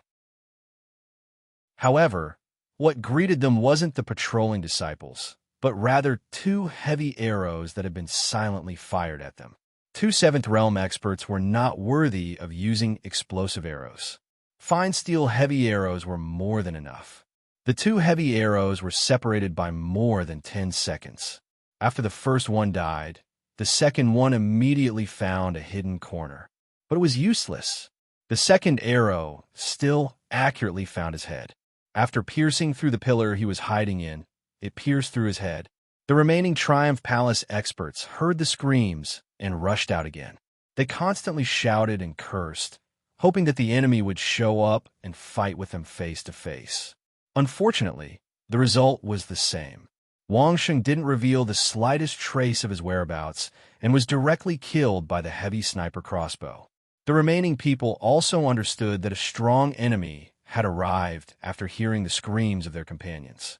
They didn't immediately rush out, but instead released their spiritual energy and frantically investigated the surrounding movements. It wasn't that they didn't want to rush out and gather everyone's strength to fight against a strong enemy, but the fundamental reason was night blindness. Of course, not everyone had night blindness, but the scene was just too strange. The enemy had come to their door, but there was no movement. Even the sounds of bowstrings were coming from different places, making it impossible for them to find the enemy. But Wang Xing didn't care about what these people thought. One by one, he used a heavy sniper crossbow to kill them.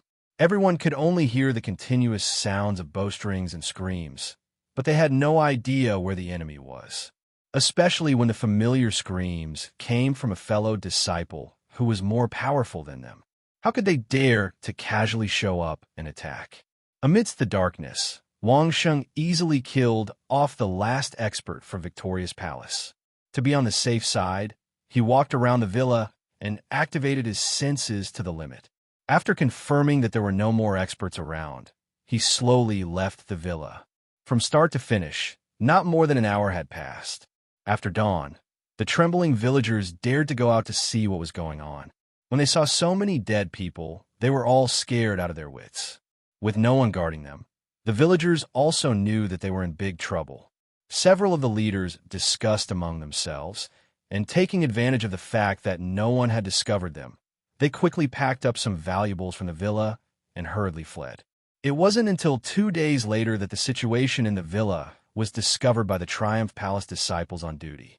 As soon as the news was reported, the higher-ups of Triumph Palace were in an uproar.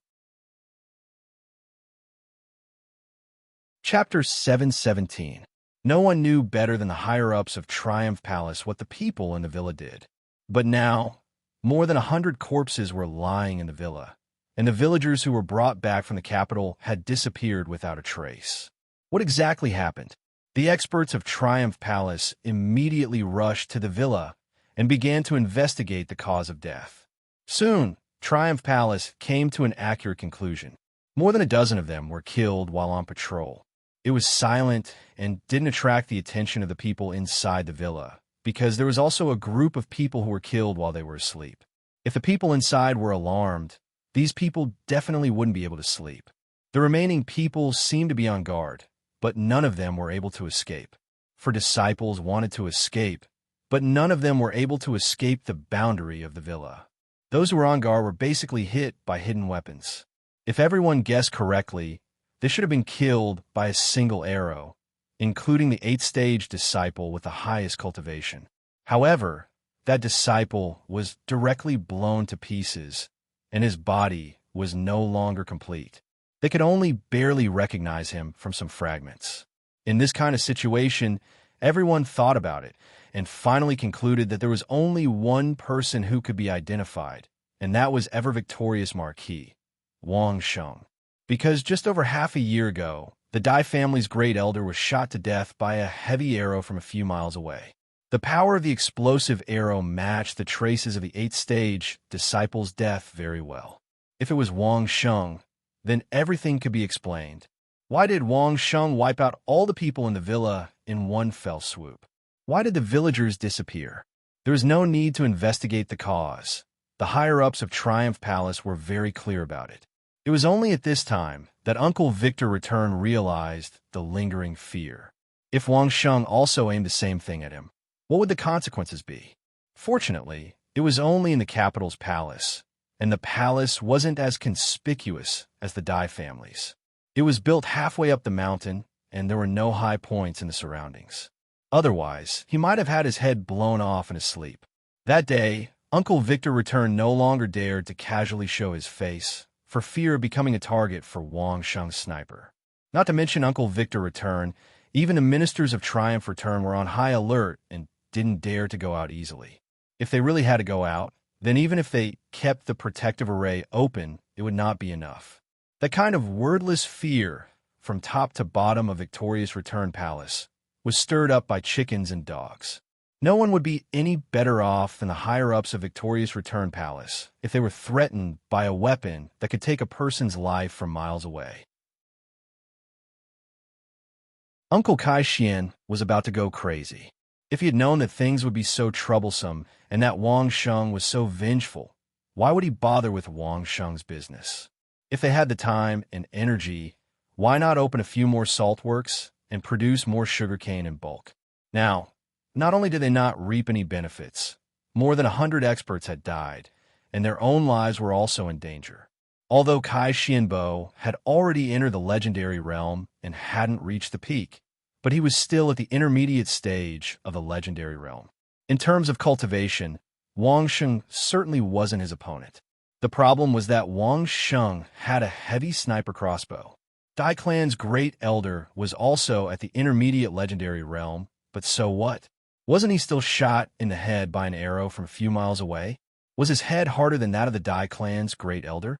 He wanted to blame the person who came up with this idea, but the problem was that at that time, he was also blinded by the profits of moisturizing Z Workshop, so he also nodded his head. Although Kai Xianbo wasn't an ambitious and ruthless person, he also wouldn't pursue the sins of others for something he had agreed to. But when would these days of fear and apprehension come to an end? Dig out Wang Sheng from the capital? It wasn't that there was no way, but it would take time. Who told Kai Xianbo to move some of the people from the peripheral areas to the capital in order to build the capital? Many people didn't even know their neighbors, let alone dig out strangers. If he had known earlier, he wouldn't have gone to deal with Wang Sheng. It wasn't only Kai Xianbo who was regretting. The higher-ups of Victorious Return Palace were basically all regretting. They had lost more than 100 experts, but it was enough to make Victorious Return Palace extremely distressed. Everyone was still in fear, but Wang Sheng still had an absolute advantage in the Thousand Despair. If he were to catch all the people of Victorious Return Palace in one fell swoop, it would be a disaster. What should they do? After messing with the other party, now that they were brought back, it was possible that they would come back with an even bigger one. Moreover, it would be a loss that they couldn't afford to bear. What should they do? Go and say some good words for compensation? Right now, Victorious Return Palace was so poor that they could barely afford pants. Otherwise, why would they have any ideas about the moisturizing workshop? At this time, if they were to go and apologize, wouldn't Kai Xianbo lose face? They could only blame it on the fact that they were in the territory of the capital, so they didn't dare to go too far. Otherwise, if they had killed all the people they had come into contact with, how could they have been chased to their doorstep? Left and right, the group of higher-ups of Victorious Return Palace were so anxious that they didn't know what to do. It would be a lie to say that they didn't regret it in their hearts. How could they have been so muddle-headed at that time, thinking that the moisturizing workshop would be easy to deal with? Was Wang Sheng the kind of person who would swallow a loss and swallow it in his stomach? The Chiu family had only found a pawn in Clear Spring City to say a few words, yet they had no choice but to fork out 200 million gold coins to seal their mouths. Even the Chiu family had to lower their heads. Since when did Victorious Return Palace think that they were more powerful than the Chiu family? At this time, someone finally remembered that Victorious Return Palace still had a disciple in Carefree City who seemed to be able to speak with Wang Sheng. It was a female disciple, whose specific name had already been forgotten. Her cultivation wasn't high, but when Wang Sheng first cooperated with Victorious Return Palace in the land of 1,000 Despair, it was this female disciple who had pulled the strings. They could only use this female disciple to see if they could get in touch with Wang Sheng. They lowered their heads and let this matter pass. As for the problem of compensation, Victorious Return Palace was currently having a headache. However, since Wang Sheng had already killed more than 100 disciples, no matter how big their anger was, it should have dissipated by now, right? If Chang Sheng-ho had any requests that weren't too excessive, they would directly agree. In short, they couldn't let Wang Sheng burn the disciples in the land of 1,000 Despair again. Otherwise, everyone in Victorious Return Palace would cry to death. It would be too late for regrets. But as the ruler of a country, he couldn't just sit there and do nothing, right? The problem was that there was a heavy crossbow outside, and he didn't know when it would be aimed at him. If he wanted to do something, he had to protect his own life first, right? It wasn't that he hadn't thought of finding someone to kill Wang Sheng. But the problem was that there wasn't enough time. No matter what he did, he had to wait until the current crisis was over first. Otherwise, If the imperial uncle was killed by Wang Sheng, then even if Victorious Return Palace killed Wang Sheng, what could they do? Sister Rosa of Carefree City had already received an urgent message from the ruler, asking her to represent Victorious Return Palace to express their apologies to Chongqing Ho. The sudden order made Sister Rosa puzzled. She definitely couldn't find Wang Sheng in Carefree City, so she could only bite the bullet and look for Aki. Chapter 718. While Triumph Palace was at their wits' end, Wang Sheng had already left Triumph Palace's capital and re-entered the Thousand Despair Grounds. There was no doubt that the operation against Moisturizing Workshop had been approved by the Earl of Triumph Return. However, Wang Sheng had no intention of directly killing off the Earl of Victorious Return. Didn't the Emperor already say that he would find a small vassal state to divide the spoils? Wasn't that a ready-made target? Why do you have to make Wang Sheng take the blame for killing the monarch himself? Wouldn't it be better to let the other vassal states do it? When Wang Sheng was rushing to the capital, the news had already spread. Triumph Palace's blockade in this area was very poor. The more than 300 villagers who had fled were basically not frantically pursued, so it was inevitable that the news would spread. More than 100 experts were killed in one night, and no one knew who did it? How is this possible? The first reaction of the experts who heard the news was that it was impossible. Of course, this was only the first batch of news. By the time the second batch of news was sent back, everyone had some understanding of the ins and outs of the matter. The first to make a move against Moisturizing Workshop was actually Triumph Palace. They had come to seek revenge. Many vassal states were secretly pleased. In any case, a potential enemy's strength had been weakened, which was a great thing. The next news they received made people tremble with fear. In one night, more than 100 experts were killed, including an 8-stage expert, and it was very likely that Wang Sheng was the only one. This made people's hair stand on end. In one night, more than 100 experts were not lying down waiting to be slaughtered. One-on-one, how is it possible? The final piece of information was very conclusive. It was Wang Sheng who had done it alone. This time, all parties were dumbfounded. One person, ever victorious Marquis Wang Sheng? It seemed that Wang Sheng's cultivation was only at the 6th or 7th stage. Was this a joke? When the news reached the capital, the Emperor was the first to laugh heartily. Wang Sheng, this kid, really couldn't bear the slightest loss. Even against a dignified emperor like him, he was like this, not to mention others. Those bastards from Victorious Palace could have provoked anyone, but they just had to provoke Wang Sheng. Could it be that they had forgotten that the Chiu family had honestly admitted defeat and paid 200 million gold as compensation? Sister Rosa was visiting Carefree City, so Wang Sheng was definitely not there. She found Aki and awkwardly explained to Aki that it was a misunderstanding. Aki was also confused, not knowing what was going on. She asked Sister Rosa, but Sister Rosa didn't know either. She just said that the higher-ups asked her to come and explain. The two of them stared at each other in confusion. In less than 2 days, the news reached Carefree City. This time, Sister Rosa immediately had a headache. How was she going to explain this? Not being chased out by Aki was already giving face. Explain? He couldn't even see Wang Sheng. How could he explain this? But she had no choice but to explain. Sister Rosa could only brace herself and go to the door. This time, before she could see Aki, she was stopped by several guards. No matter how careful Sister Rosa was, they wouldn't let Sister Rosa through the door. Sister Rosa had no choice but to return and send the news back to Victorious Palace. In her heart, she had already cursed that guy whose brain was like glue hundreds of times. How could he do such a thing? Victorious Palace was burning with anxiety every day. Suddenly, good news came from the capital. Ever-victorious Marquis Wang Sheng had returned to the Marquis Mansion in the capital. This time, the higher-ups of Victorious Palace finally breathed a sigh of relief. They no longer had to worry about being suddenly shot in the head by Wang Sheng. But suddenly, they didn't have to worry anymore. Everyone felt strange. Wang Sheng retreated just like that? After killing hundreds of experts, he just retreated like that? Wasn't this too simple? Victorious Count instinctively felt threatened. He was afraid that Wang Sheng had retreated. This meant that there was going to be a bigger operation. Immediately send out our sect's law enforcement disciples. Kill Wang Sheng at all costs. Victorious returns monarch, and ministers were discussing the matter again. Victorious Count didn't discuss it with the others and directly issued this order. If he doesn't die, I'm afraid we'll have to sleep with our eyes open in the future. Do you really believe he'll only kill a few people and won't pursue the matter to us? Don't forget how the Dai family's grand elder died. Several of the ministers originally wanted to say something, but when they saw the serious expression on Victorious Count's face, they carefully pondered for a moment and suddenly realized that Victorious Count was right.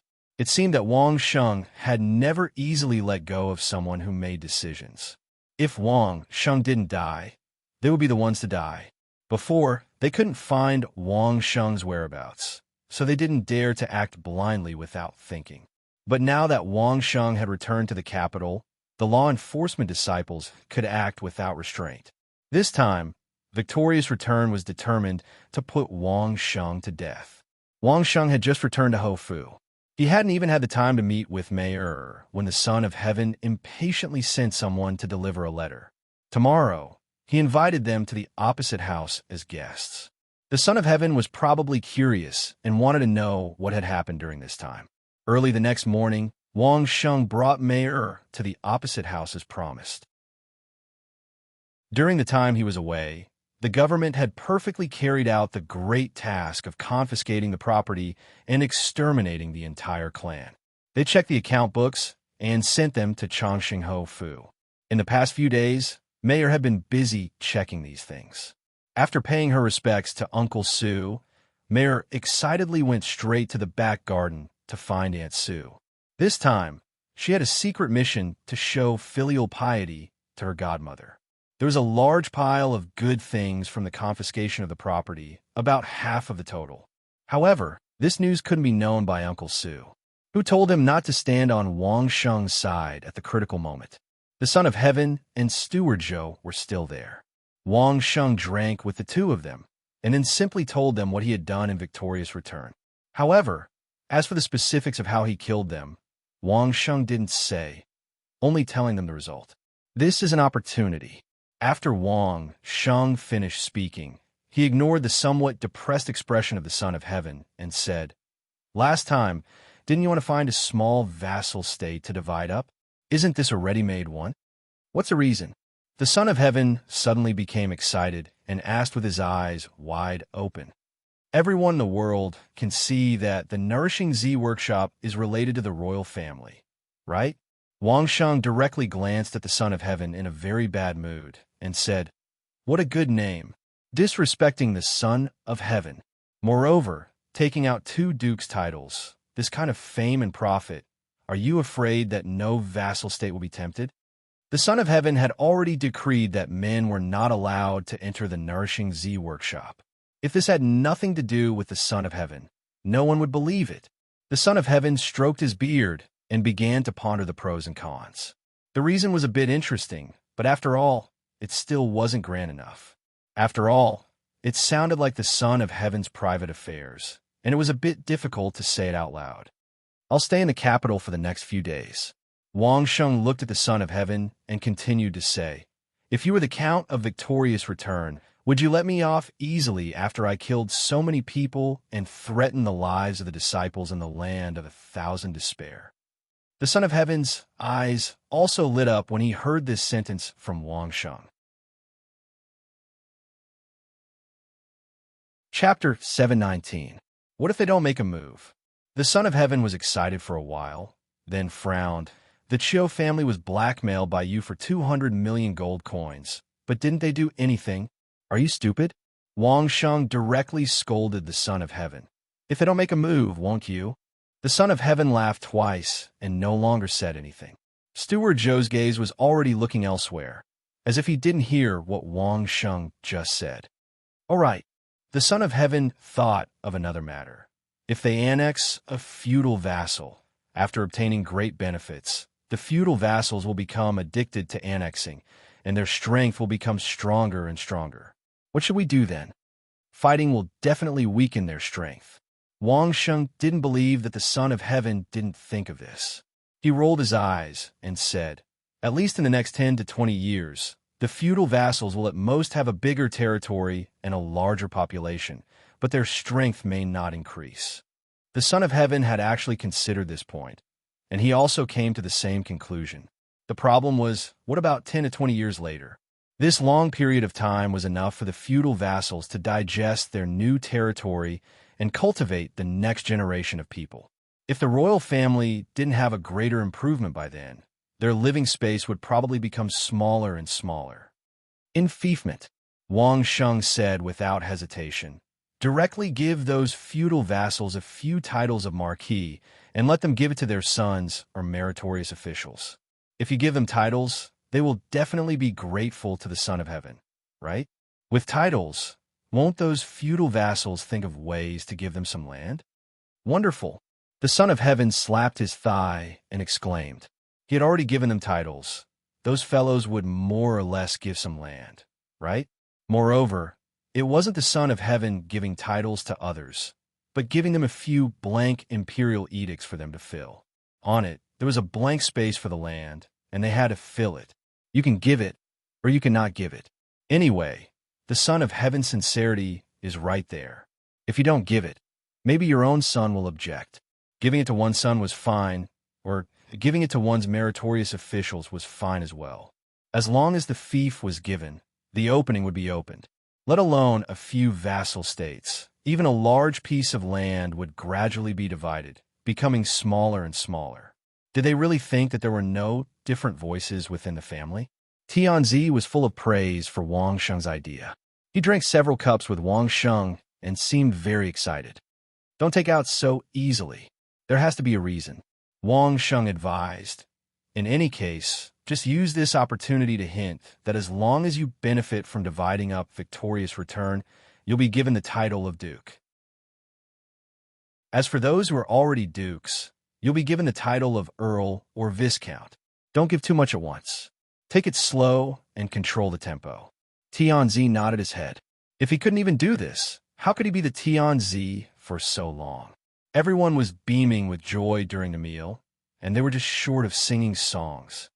That's right. Not only did you screw over my group of musicians, I heard that those people want to bring another group of people into the house of the Marquis. What do you plan to do?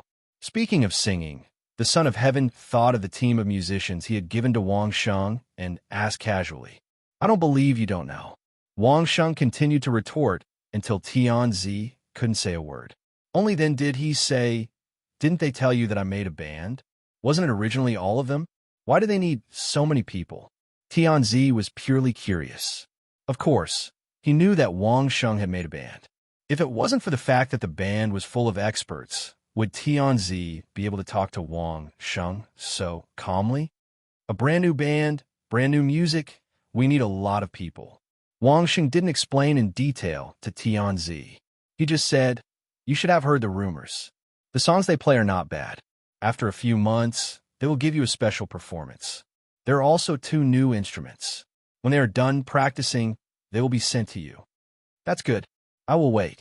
Tianzi finally revealed a smile. It was rare for Wang Sheng to give Tianzi something good. He had long heard about the brand new instruments, but he didn't see any movement from Wang Sheng. Now that Wang Sheng actually proposed to give it to him, Tianzi was naturally happy. Speaking of which, I didn't consider the matter last time. Tianzi was happy for a while. After drinking a few cups with Wang Sheng, he sincerely apologized to Wang Sheng. I'm used to ordering people around. I didn't consider your feelings. This cup of wine is my apology. I'll drink first. After that, Tianzi raised his head and drank the wine. When Steward Zhou heard Tianzi's apology, he was stunned. He had heard Tianzi and the queen talking about this in the palace, but he never thought that Tianzi would actually apologize in front of Wang Sheng. Wang Sheng was obviously caught off guard. However, since Tianzi did this, Wang Sheng still had to give some face and accompany Tianzi to drink a cup. Seeing that you're not bad, I will tell you a little secret. Tianzi gave face and was willing to put down his face to admit his mistake. His attitude was very good. Wang Sheng also didn't mind letting him be a little happy. Mayor is now filial to her godmother. The benefits from the confiscation of the house are easy to cash, so she is filial to her. Tianzi suddenly revealed a smile. He couldn't help but feel a little ashamed in his heart. He now discovered that Wang Sheng really didn't put on a posture of discussing with others. It was clearly this kind of character. No matter what it was, everyone would put it on the table to discuss and solve it. As long as it wasn't too excessive, there would be a solution. If it was really done in private, he was afraid that it would be the same as the Chiu family's Triumph Palace. How much do you think the royal family will benefit from this division of Triumph Palace? Tianzi was in a good mood. There were some big things that he didn't have to worry about discussing with Wang Sheng, and he wasn't afraid of revealing secrets. What benefits do you want to get? Wang Sheng didn't answer, but asked Tianzi. It's best to get a piece of land and then exchange it with the surrounding vassal states, bordering the capital, and expand the capital's territory. Tianzi replied very seriously. Didn't you say this at the beginning? Is the possibility high? Wang Sheng asked. At most, only 50%. Tianzi replied very honestly. I have analyzed it with several ministers several times, and the possibility is not high. Those vassal states don't want to see the royal family's power grow. This was very normal. A strong Tianzi was a restriction to the vassal states, and no one wanted to see it. The best was to maintain the status quo and continue to treat Tianzi as a puppet Tianzi, while they themselves are the local emperors of the vassal states. Let's do this first. If it doesn't work, then we will settle for the next best thing, money, gold coins, and goods.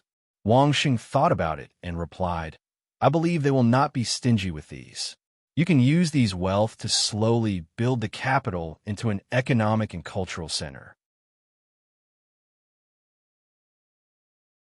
Chapter 720.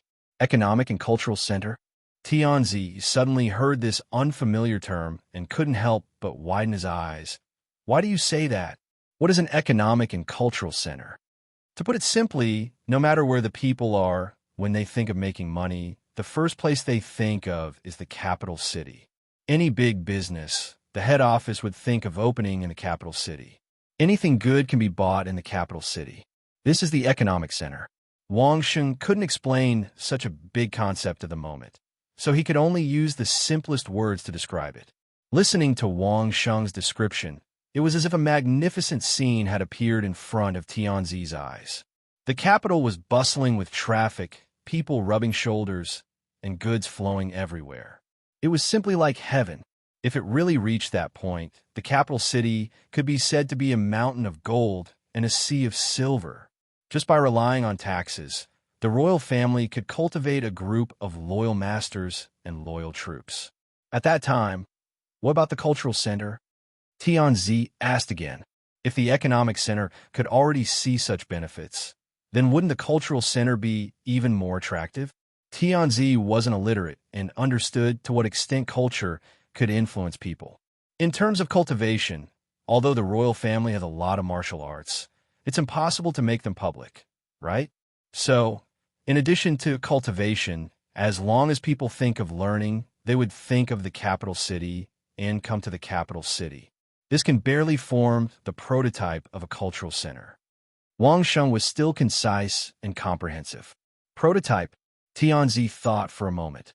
What about a more complete one? It's to export culture. Wang Sheng replied without hesitation. This culture isn't just about learning. Eating, drinking, playing, and even listening to music are all popular in the capital city. To let the whole kingdom realize that no matter which vassal state they are from, what they eat and what they wear are popular in the capital city, that is the best. Let people yearn for the capital city. Even if they have nothing to do, they would want to go to the capital city to see what is popular in the capital city and learn. Tianzi listened to Wang Sheng's words and asked with some doubt, is this possible? Of course, it would be best if it could be done, but the problem was, wasn't it too difficult? Think about Runzi Workshop. Think about Qian Xingyuan. Wang Sheng pointed out without batting an eyelid. You don't think that only people from the capital would buy it, do you? Speaking of these two businesses, Tianzi immediately understood Wang Sheng's meaning and how Wang Sheng did it. Wasn't the current situation of Runzi workshop and Qian Xingyuan exactly like what Wang Sheng had described? Which of the world's upper-class ladies and socialites doesn't want to have a VIP card for moisturizing workshop? Who wouldn't want to stay in Runzi Feng's beauty salon every day and receive service? Even if they couldn't come, who wouldn't want to get their hands on a set of Runzi Workshop's top cosmetics? It was said that every vassal state now regarded the top-notch cosmetics set of Moisturizer Workshop as a reward for their concubines. Not to mention Qian Xingyuan. In the origin spirit world, as long as one wanted to cultivate, one must be literate. Otherwise, if one couldn't even read the cultivation technique, then how could one cultivate? There were a lot of people who wholeheartedly focused on cultivation, but now a lot of cultivation experts have discovered that using Qian Xingyuan stationery to write calligraphy has great benefits for cultivating one's heart and mind, allowing one to concentrate on cultivation. Who wouldn't care about something that was beneficial to one's cultivation? This wasn't just because of the formation. Calligraphy itself was something that only those who could sit still could persevere in. Those who couldn't sit still would also regard it as a form of tempering their heart. Even if one really couldn't practice anymore, holding a few ink stones and paperweights every day was also a way to calm one's heart. How could ordinary things attract the attention of these experts? Naturally, Qian Xingyuan's top-quality products were in short supply. Right now, Qian Xingyuan's unique products were no longer a commodity, but a symbol of status. If the capital could really become the economic and cultural center that Wang Sheng mentioned, then it wouldn't only bring about monetary benefits. It was just that Tianzi couldn't think of how to describe it at the moment. Sense of identity or influence. Wang Sheng helped Tianzi to summarize what he wanted to say, but didn't say, let the people of the world follow the trend of the capital and the culture of the capital. Naturally, it will strengthen their sense of identity with the capital, the Tianzi, the royal family, and the court. Naturally, the influence of the Tianzi, the royal family, and the court will slowly penetrate. After 1 or 2 generations, I'm afraid that this kind of penetration will make the vassals unable to eat and sleep in peace. Of course, it's hard to say whether there will still be vassal states after 1 or 2 generations. Although Tianzi had already thought that this would be of great benefit to him and the royal family, he never thought that the sense of identity that Wang Sheng mentioned just now would have such a big effect. For a moment, he almost couldn't accept this concept. He fell in a deep thought and was almost stunned. Steward Zhou's face was also full of shock. In the eyes of people like them who always thought that having a high cultivation was everything, they never thought that there would be such a way to seize the world without bloodshed. Fortunately, Tianzi's attitude just now was sincere. He recognized his mistake and directly apologized to Wang Sheng. Otherwise, if Wang Sheng's words were directed at the king of a vassal state, would the royal family still have a way to survive? Fortunately, Wang Sheng wasn't an enemy. If he was really an enemy, even if Steward Zhou was already at the peak of the legendary realm, he now realized that if he were to really make a move, he might not have the confidence to take down Wang Sheng. This feeling only appeared suddenly, and it was also a unique prediction ability of Steward Zhou. Steward Zhou himself was very clear that this was because Wang Sheng really surprised him. He never thought that a little brat who was said to be a barbarian didn't even need to make a move. Just by chatting, he was able to shock him to this extent. Tianzi finally woke up from that indescribable excitement. No matter how good Wang Sheng's words were, it was just a castle in the air. Right now, it was still floating in the sky. If he wanted to realize it, he still had to take it step by step. But as long as there was a direction, there was no need to worry about not having the opportunity to walk all the way. The revival of the royal family, Tianzi could already predict it. After calming down, Tianzi suddenly thought of another very serious problem. It could be said that it was a matter of life and death. If the capital really reaches that point, will those jealous vassal states gather together and loot the capital, then kill the royal family and divide the capital? Tianzi asked worriedly. Since everyone could benefit from dividing the vassal states now, when a capital was divided, would there still be people who wouldn't make a move?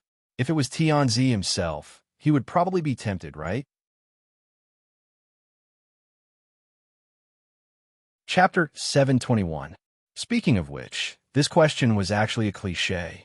In the past, when Tianzi asked about how to prevent the nobles from threatening him, he had asked this question. It's still the same saying. To forge iron, one must be strong. Wang Sheng said to Tianzi in a bad mood. If you can't raise a group of experts to protect the capital after 10 to 20 years with so much money, then you deserve to be threatened by the nobles. Tianzi knew that he had asked a stupid question. He picked up his wine cup and drank it to cover up his embarrassment. Of course, you can still borrow a lot of power.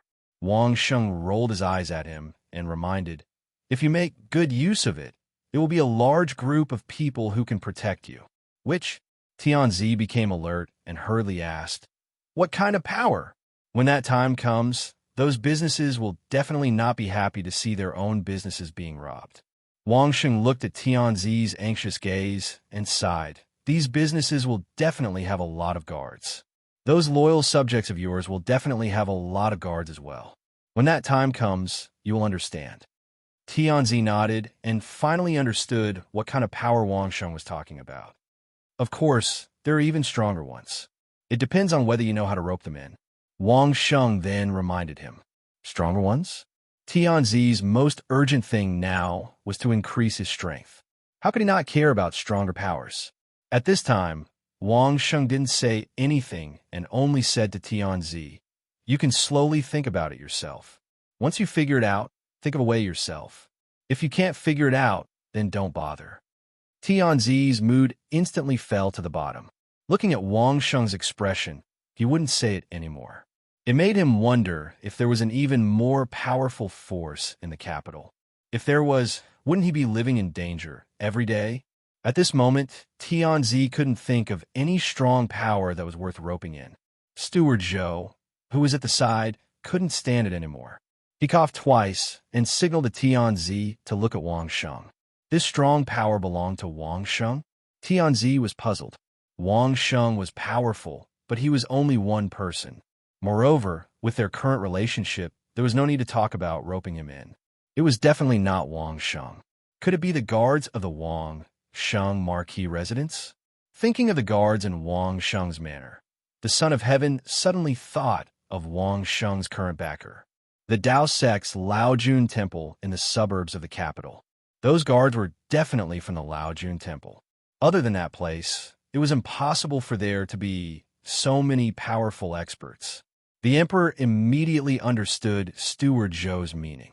That was indeed a powerful force that none of the vassal states dared to act rashly.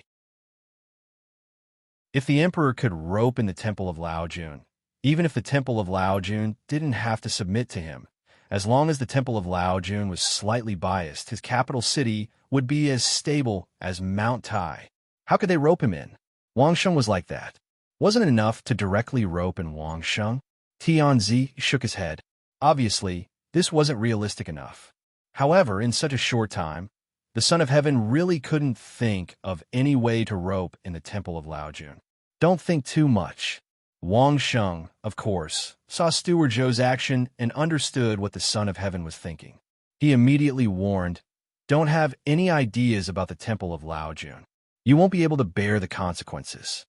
Not the Temple of Laojun? The Son of Heaven immediately understood that Wang Sheng wasn't talking about the Temple of Laojun. Wang Sheng was talking about those powerful forces. The Son of Heaven fell into deep thought again. Steward Zhou was also thinking about it. Other than the Temple of Laojun, could there be another powerful force in the capital city? Suddenly, the emperor was enlightened. A possibility flashed through his mind. Linglong Pavilion. This time, Wang Sheng didn't say anything. He didn't confirm or deny it, but the moment the Son of Heaven said it, he knew that he guessed it right. The Linglong Pavilion had a strong financial power. There was no doubt about it. Other than that, exquisite pavilion actually had a strong martial power.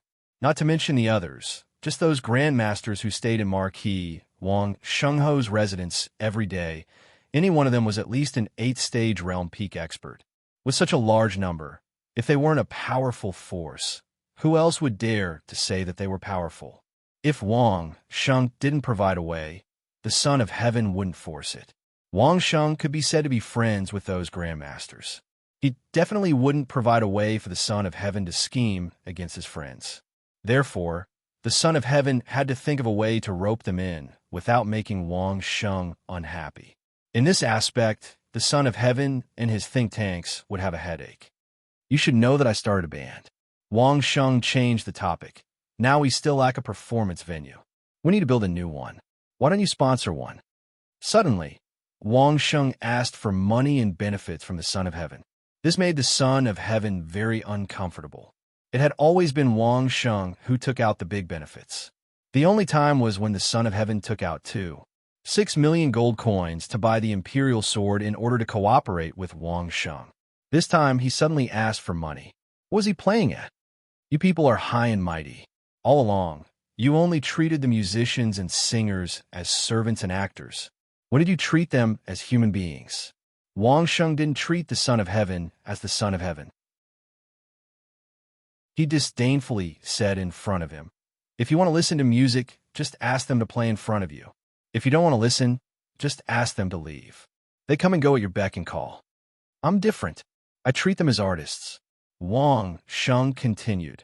Remember the cultural center I mentioned? I want to build a big theater with the best lighting and sound effects. It's no longer when you want to listen to it, but when they want to perform, you will have the opportunity to listen to it. Those nobles are the same. If they want to listen to the best music, come to the capital, come to this big theater. The Son of Heaven had been quietly listening. It seemed that he had heard some hints from Wang Sheng's words just now. Servants, actors, artists, so it was like this. Here, where do you want to build your big theater? This theater is reserved by the royal family. After thinking about this, the Son of Heaven didn't say anything and directly decided, let's call it the Royal Grand Theater. I will personally write the inscription. How about it? Great, great. What was there for Wang Sheng to not be happy about? The Son of Heaven was willing to show this attitude, which meant that he had begun to accept the plan of the economic and cultural center that he proposed before. He also planned to start implementing it. This was a good thing. This big theater was a gift from Wang Sheng to master you and this group of musicians. He believed that when they see a royal grand theater dedicated to performing, they will be very happy. Those scholars of yours, it's time to flatter them. Wang Sheng turned his eyes and reminded, etiquette, etiquette, music, etiquette, etiquette. It's time to promote music. Chapter 722. The implementation of rites and music would be left to Tianzi's brain trust and the scholars in the capital. There was no need for Wang Sheng to do much, as they had their own means. As for the royal theater, Wang Sheng pondered for a moment. To achieve the effect of the modern era, he might need to use some it. However, there was no need to say it now. He would first discuss with Master Yu and the others to see if there was a substitute. One must know that there were some beasts in this world that were unimaginably powerful. With the help of the formation, it was possible to achieve the effect of the modern era using traditional methods. Moreover, Wang Sheng didn't need to build a big one. It'd be great if there were 100 or 200 seats. Oh yeah, that royal theater, how high can it be built? Wang Sheng asked. If it could only be built on a low level, then it would be meaningless. He might even have to dig down to achieve the effect of the sound effect. This question must be asked clearly to avoid violating the rules of the royal family. How high do you want it to be? Tianzi asked. Wang Sheng thought about it for a moment and decided not to exaggerate too much. Instead, he gave a figure of around 70 to 70 to 70 to 70 to 70 to 70 to 70 to 70 to 70 meters. The height of the Hall of Supreme Harmony in the Forbidden City on Earth was more than 26 meters. If it could be done on Earth, it could definitely be done here. Go back and let them think about it. I will give you an answer later. Tianzi was startled. He didn't expect Wang Sheng to build it so high and didn't reply immediately. Wang Sheng also knew that these guys who were particular about etiquette had a lot of rules. Tianzi's answer wasn't surprising. If he got an affirmative answer immediately, then there would be endless trouble. Basically, at this point, business was more or less settled. Wang Sheng and the Son of Heaven began to chat about all sorts of things. During this period, Tianzi showed great interest in the new band and music that Wang Sheng mentioned. He had no choice. As a puppet Tianzi for decades, he didn't need to practice fighting and killing. Other than learning from the court officials and having fun with the concubines, he only had the enjoyment of music. Tianzi even patted his chest and promised that he was definitely a music lover. When the new band finished practicing, he must be the first to enjoy it. And Tianzi guaranteed that he would be like Wang Sheng and give these artists enough respect. Mei and the Empress were sharing their little secrets in the backyard. Finally, both of them walked out with smiles on their faces. Mei even mischievously made a face at Tianzi and snorted in dissatisfaction. After throwing a tantrum, she left with Wang Sheng. The Emperor and the Empress did not know whether to laugh or cry. Mei and the rest. After watching Mei and Wang Sheng leaving only the Emperor, the Empress, and Steward Zhou, the Empress spoke to the Emperor.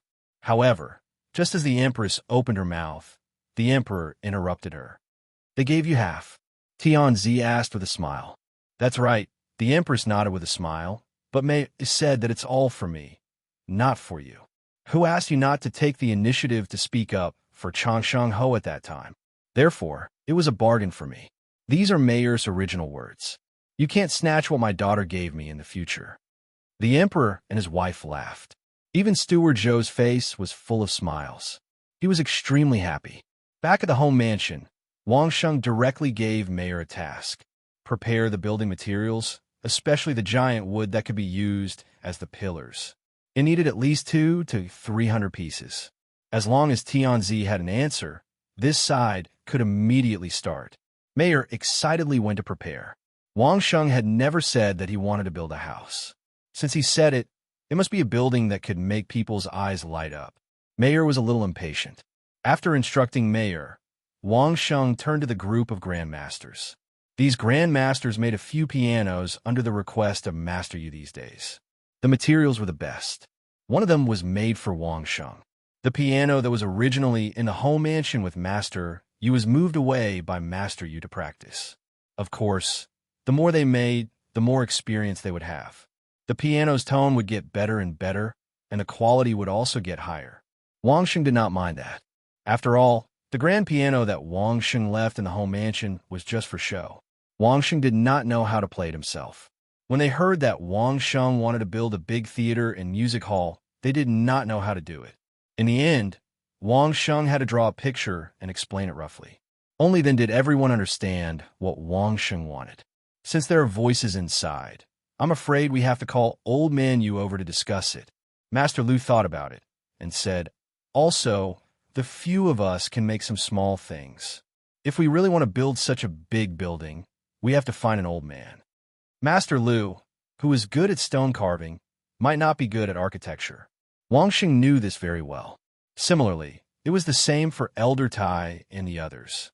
The old man that Master Lu mentioned was an old craftsman who had built a palace and a vassal state's palace recently.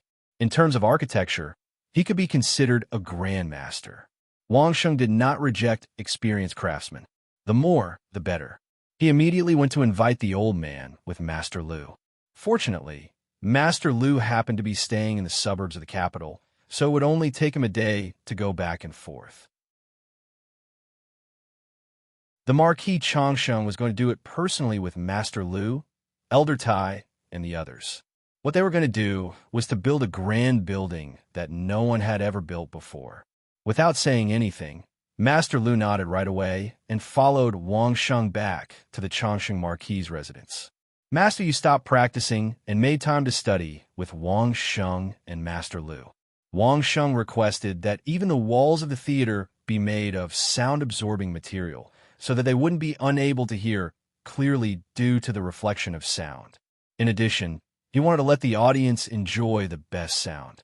This required Master Yu and Master Lu to conduct research based on their own experience. Of course, the materials had to be selected first. Wang Sheng wanted a large space, so he needed to build a model and a large outline for testing. It was not a small project. However, the Emperor had already said that this part would be taken care of by the imperial family. Wang Sheng was happy to use the best materials. In any case, the emperor and the empress had just made a fortune, so he couldn't let them get away with it. While Wang Sheng and the other masters were studying together, the law enforcement disciples of Triumph Palace had already arrived in the capital and began to think about how to attack Chongqing Marquis's residence.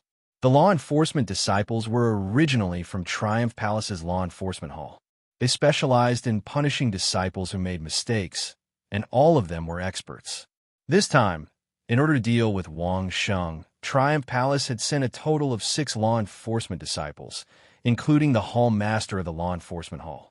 Among the 6 people, the weakest was an expert at the early stage of Legendary Realm. 6 Legendary Realm experts. This time, Triumph Palace was determined to put Wang Sheng to death. Chapter 723.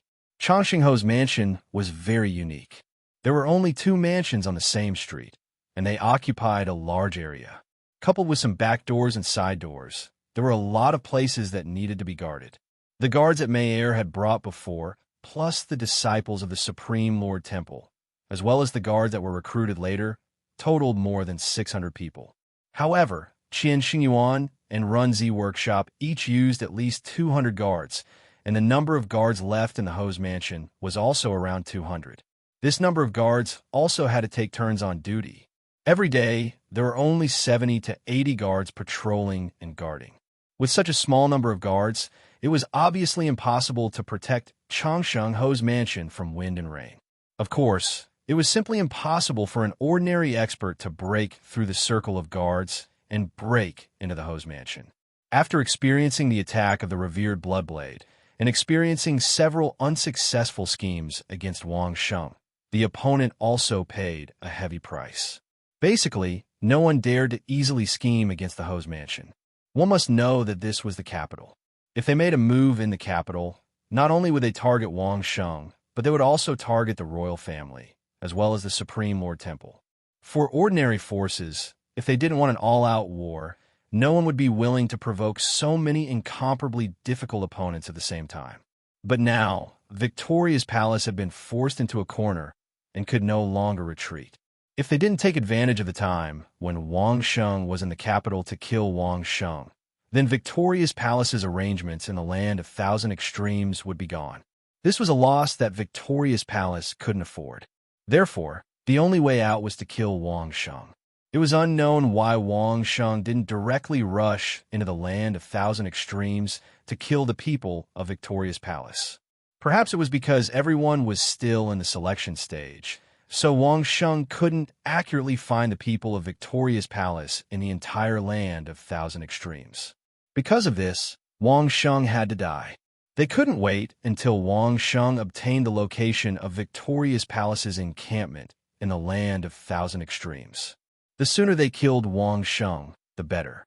Even if they lost so many law enforcement disciples, it wouldn't matter. Rushing into the Ho's mansion in broad daylight? That was suicide. No matter how powerful the enforcement disciples were, it was impossible for them to charge into the house of the Marquis without alerting anyone. Wang Sheng had a weapon that could kill a legendary realm expert with a single arrow from a few kilometers away. If Wang Sheng discovered them in advance, it would basically mean death.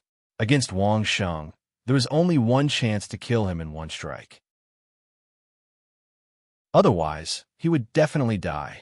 These law enforcement disciples of Triumph Palace had expended a tremendous amount of effort and spent a large sum of money to learn of Wang Sheng's whereabouts from an underground information broker who had been paying close attention to Wang Sheng's whereabouts.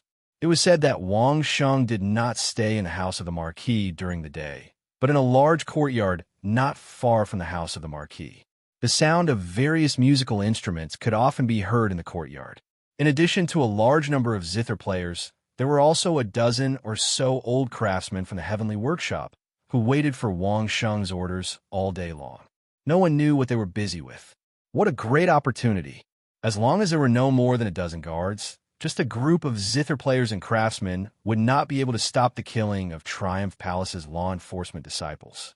However, to be cautious, the law enforcement hall master personally led 2 disciples to monitor the courtyard from afar for a whole day.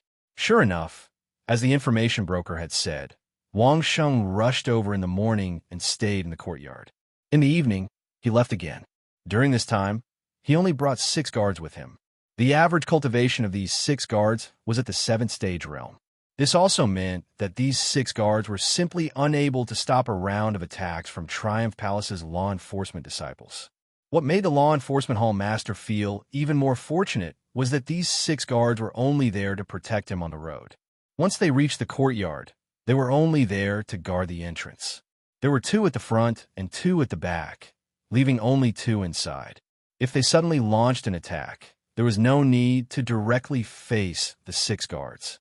Even if they could determine the precise position of Wang Sheng, they could directly kill Wang Sheng without paying attention to a single guard, and then everyone could easily retreat. This was a perfect plan. As long as they could execute it well, they wouldn't need to lose a single disciple and could completely strangle the threat facing Triumph Palace in the cradle. Among the 6 law enforcement disciples, there was one who had a very good sense of hearing. When tracking down disciples who had made mistakes, he was almost always successful. Even if he was separated by a few dozen feet, he could still hear the sound of experts running. This disciple was also the one who could accurately pinpoint Wang Sheng's position. Wang Sheng had been in the courtyard for almost half a day. The group of musicians were playing and singing very hard. During this period, there were also comments from Wang Sheng and the other old man. Every time they played a section, Wang Sheng and the other old man would unceremoniously point at those musicians for a long time. Their voices were so loud that the law enforcement disciple with good hearing could hear them from the other courtyard. Naturally, he would completely repeat Wang Sheng's words, so that the law enforcement hall master could determine whether there was a trap or not. The hall master was indeed the hall master. He was very calm. Not only would he ask what Wang Sheng said, but he would also ask what the old man said and how the musician would respond. He would even ask the guards what they were talking about in great detail. The night before, the law enforcement hall disciples had already figured out the structure of the courtyard under the cover of the night. Through this law enforcement disciple, they were able to easily mark the positions of each guard, as well as the positions of Wang Sheng and the musicians. They waited until noon when someone delivered food.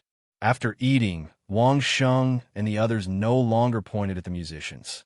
Instead, they moved to another place and continued to study the problem of the Grand Theater with another group of people. In any case, according to the law enforcement disciple outside, everyone could basically confirm that Wang Sheng and a group of old craftsmen were studying how to build a large building. This building was for the musicians to perform. It had to have the best sound effects, be strong, and be large enough to accommodate at least 200 people. They were studying what materials to use, how high to build it, what materials to use for sound absorption on the walls, what materials to use for sound absorption on the ground, how to arrange the stage, and how to arrange the seats for the audience. In any case, from the beginning to the end, it was completely a professional building of a grand theater. There was nothing unusual about it. From their voices, the law enforcement disciple could already tell that there were more than 60 musicians and 15 or 16 old craftsmen. The musicians were either practicing individually or together in the courtyard on the other side of the courtyard. These old craftsmen seemed to be fiddling with a large wooden model in the courtyard on the other side of the courtyard. Wang Sheng's guards were 2 at the front door, 2 at the back door, and 2 in the middle hall. On the contrary, there was not a single guard beside Wang Sheng. It was either a group of musicians or a group of old craftsmen. Under such circumstances, the law enforcement hall master finally chose a time to act. Chapter 724. Everything was going according to the plan of the law enforcement hall leader. On the first day of observation and monitoring from a few dozen feet away, he determined the structure and composition of the courtyard. He determined that all the people inside were real musicians and craftsmen, and that it was not an ambush. It was confirmed that Wang Sheng would come here at a fixed time every day, and it seemed that he wanted to organize a new musical performance. There were too many people on the musicians' side, more than 60 musicians. If they attacked the musicians' side, they might not be able to attack the main person, and Wang Sheng would take the opportunity to escape or fight back. The best time to attack was when Wang Sheng and the 15 or 16 old craftsmen were studying how to build a theater. With fewer people, there would be less interference. The best time was actually when everyone was tired of discussing and drinking water to rest. The high walls of the capital's courtyard could not stop the 6 masters of the legendary realm. The 6 people rushed in from 3 directions. All of them aimed a fatal blow at Wang Sheng, and then quickly left. This was the simplest plan. Even the world exalted of the godly might prison hadn't been able to accomplish such a feat. Yet 6 disciples of the victorious palace's law enforcement hall had actually succeeded in a single strike in the capital city. Under the horrified gazes of the group of old craftsmen, and under the grief-stricken gazes of Wang Sheng's 6 bodyguards, who had rushed over, it was already too late. How shocking was that? How free and unrestrained was that? And Wang Sheng, the biggest headache for all vassal states, instantly became a lifeless corpse. The royal family of the capital was shocked, and the Laojun temple in the suburbs of the capital was shocked, but they could not find any trace of the assassin. There was no trace left. It was clean and innocent. Who could suspect Triumph Palace? Even if they suspected Triumph Palace, what could they do? As long as Triumph Palace refused to admit it, who could force them to admit it? Was it the emperor who had been a puppet for hundreds of years? Or the Laojun temple who was dedicated to spreading the Tao? This world was so realistic. Who would go against a vassal state for a dead Chongqing marquis? He believed that when that time came, the royal family in the capital would definitely not jump out to find the murderer. The first thing they would do would be to divide up Wang Sheng's properties.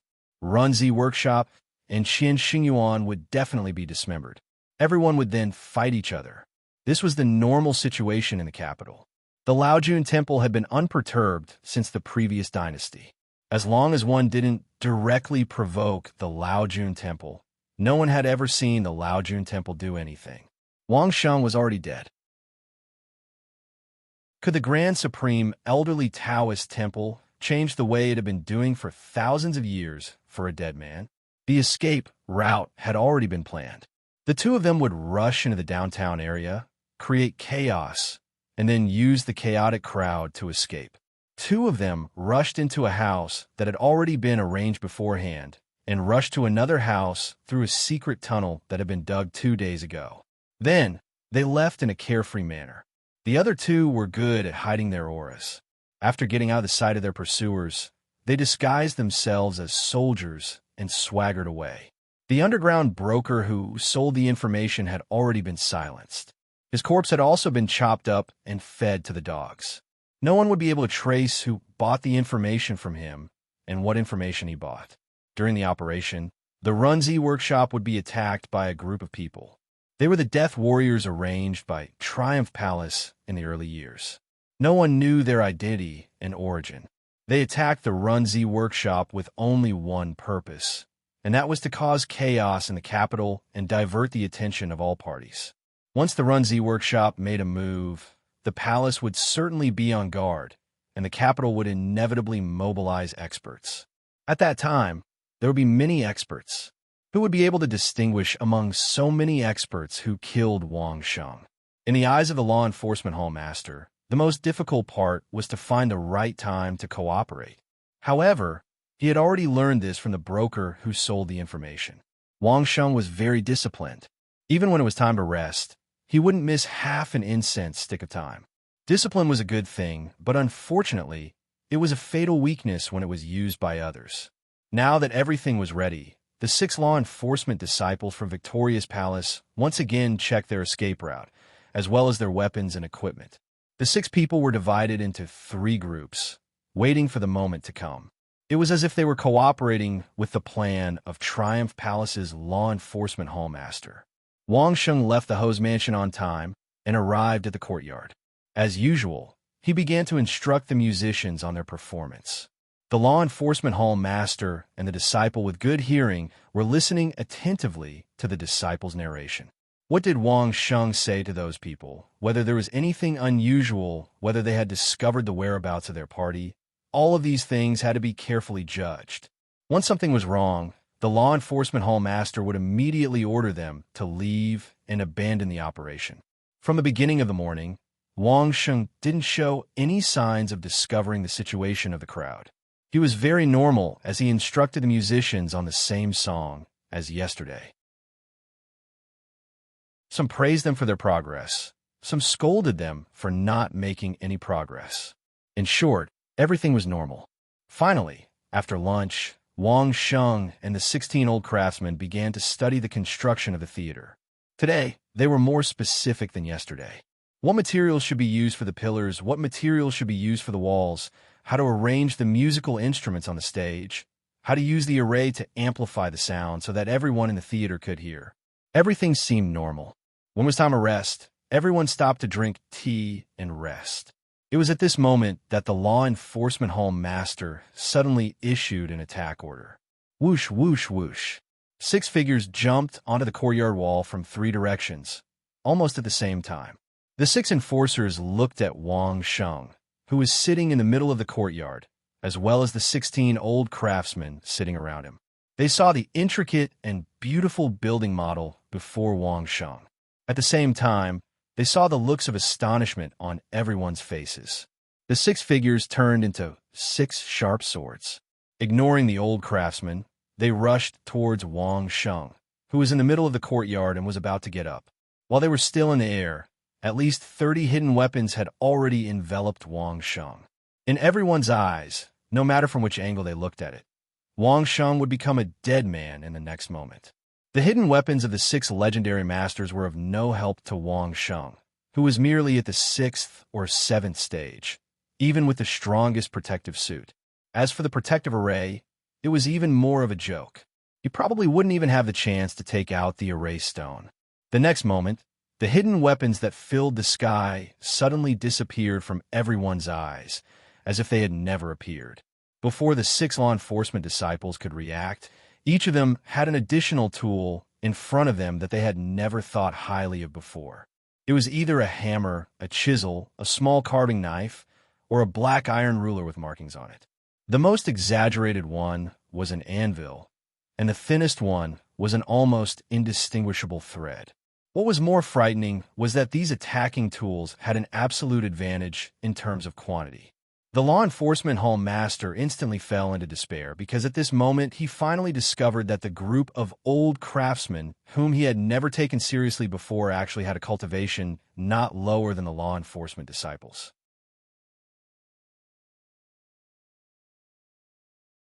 Chapter 725. The 6 law enforcement disciples of Triumph Palace were completely annihilated. What was even more frightening was that not all of them died, but at least 3 of them were captured alive, including the law enforcement hallmaster. From the beginning, Wang Sheng knew that the people of Triumph Palace would make a move. Because Aki had sent an urgent message to her from Sister Rosa, a senior member of Triumph Palace in Carefree City had unintentionally revealed that they wanted to kill Wang Sheng in the shortest time possible. At the same time, they wanted this senior member of Carefree City to enter the land of 1,000 despair as soon as possible to contact the team from Triumph Palace and pay attention to any possible counterattack from Wang Sheng. After Sister Rosa heard this news, she only pondered for a short time and immediately stood on Wang Sheng's side without hesitation. She quickly informed Aki and even almost fought with the guards who didn't let her in. Aki appeared in time to stop the fight and quickly sent the news to the capital via messenger bird. When Wang Sheng returned from the emperor's house, he received a warning message from Aki. Everything that happened next was a trap. The underground information broker was originally a secret agent of the royal family. In order to lure these guys into the trap, the royal family did not hesitate to sacrifice this insignificant chess piece. The whereabouts of the 6 people had long been monitored by old eunuch Shun. The law enforcement hall master had been tracking and monitoring them for the past 2 days. He thought that they could easily hear Wang Sheng, but he didn't expect that Wang Sheng's hearing was several times stronger than that disciple's. Not a single word of their conversation was missed, and all of it was heard by Wang Sheng. More than 10 great grandmasters had long been cooperating with Wang Sheng. Everyone was studying the construction of the Grand Theater while waiting for the action to begin. These guys were too impatient and ignore a lot of things. They had never really seen a great grandmaster before. They just thought that they were like ordinary musicians, just a beginner with a little bit of cultivation. They completely ignored the 16 terrifying experts who were at the peak of the 8th stage, and the strongest were at the peak of the legendary realm. After all, they couldn't see them and could only hear their voices. They couldn't judge their cultivation level because they didn't release their aura. As soon as he made his move, the 6 fellows immediately became a tragedy. They didn't even have the chance to escape before they were all lying on the ground. 3 were turned into corpses, and 3 were captured alive. The Marquis is wise. A gloomy voice sounded from the door. It was old eunuch Shun, who walked over slowly with a smile. Facing one of the imperial family's 3 great consecrators, the martial grandmasters didn't have any good expressions. This guy was too gloomy. One look and you could tell that he wasn't a good person. The law enforcement hall master, who was lying on the ground, had already given up all hope. If he had fallen into Wang Sheng's hands, he might have been able to beg Wang Sheng to give him a quick death. However, if he were to fall into the hands of this old eunuch, he could already imagine his ending. He would be in a state where he could neither live nor die. Perhaps even death would be a blessing. Hurry up, take them away, clean up this place. Wang Sheng also had a look of impatience on his face. This old eunuch hadn't helped when he had made a move, but he seemed to be very familiar with plucking peaches. If it weren't for their previous friendship, Wang Sheng wouldn't have been willing to deal with the imperial family's consecrators. A few imperial family experts quickly stepped forward and carried away the 3 captured people and the 3 corpses. Immediately, a dozen or so young eunuchs came in. They quickly tidied up the things here and quickly disappeared. Old eunuch Shin bowed to Wang Sheng and took his leave. He didn't forget to help Wang Sheng close the courtyard's door. From beginning to end, not many people were alarmed. Even the exquisite model of the Grand Theater in front of Wang Sheng wasn't damaged in the slightest. The emperor had suddenly secretly summoned the representatives of the 8 vassal states in the capital. Although everyone didn't know the reason, they still gave face and entered the palace to discuss matters. A vassal state is being rude to me. Which one of you is willing to help me vent his anger? The emperor appeared flustered and exasperated as he asked the representatives of the 8 vassal states. The representatives of the vassal states looked at each other and then laughed at the same time. Did this puppet emperor really think he was the emperor and wanted to order the various clans around? Whoever helps me vent my anger will be rewarded with the title of duke. The emperor saw everyone's attitude and shouted at the representatives in a flustered and exasperated manner. My apologies, I'm already a duke. This opportunity to render meritorious service should be given to others. The Song Kingdom's representative didn't say anything else and stood up. He didn't care about the emperor's face and turned to leave. The emperor's face turned pale. These people were simply disregarding the emperor's authority. However, the emperor could only endure it. He had no ability to restrict these vassal states. Immediately after, the representatives of the Dai, Gan, Shi, and Shou families also stood up and smiled at the emperor. They didn't even say a word and left. Only 3 representatives remained: the Tang family, the Xia family, and the Feng family. The 3 of them weren't young, so they were able to keep their composure. Seeing the emperor speechless from anger, the Tang family elder smiled and asked, "What grievances did the emperor suffer? Please tell us. Regardless of whether you can or can't, let us know the whole story first." At least 3 families remained, and their strength couldn't be considered weak. This gave the emperor some confidence that his plan would succeed. The emperor gestured for Chief Steward Li to step forward and selectively explain what happened in the capital. Victorious Return sent people to attack the Smooth Z workshop, but Everlasting Marquis killed more than 100 of their experts in a fit of rage. Afterwards, Victorious Return sent people to assassinate Everlasting Marquis, despite the fact that the emperor was in the capital. On one hand, they attacked the emperor's property, and on the other hand, they attacked a marquis in the capital. Moreover, they were unbridled inside the capital, causing the imperial family to lose face. The families that left were all young and strong representatives. They didn't put the emperor in their eyes at all. As for the 3 families that remained, They were experienced and prudent old men. At the very least, they wouldn't completely ignore the emperor on the surface.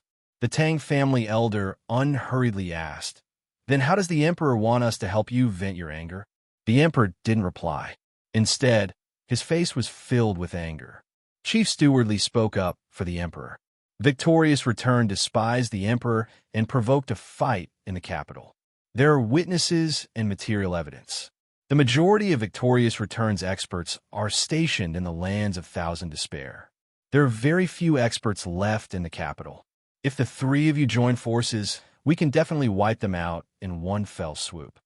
If we destroy Victorious Return, the three of you will be conferred the title of Duke. Victorious Return's territory will naturally be annexed to your territories, the emperor added, eyes bloodshot. The three old foxes looked at each other and saw the excitement in each other's eyes.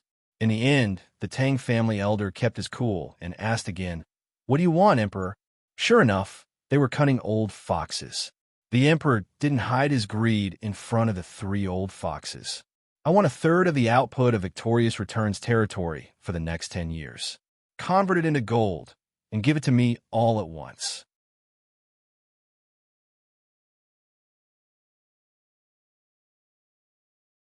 Chapter 726.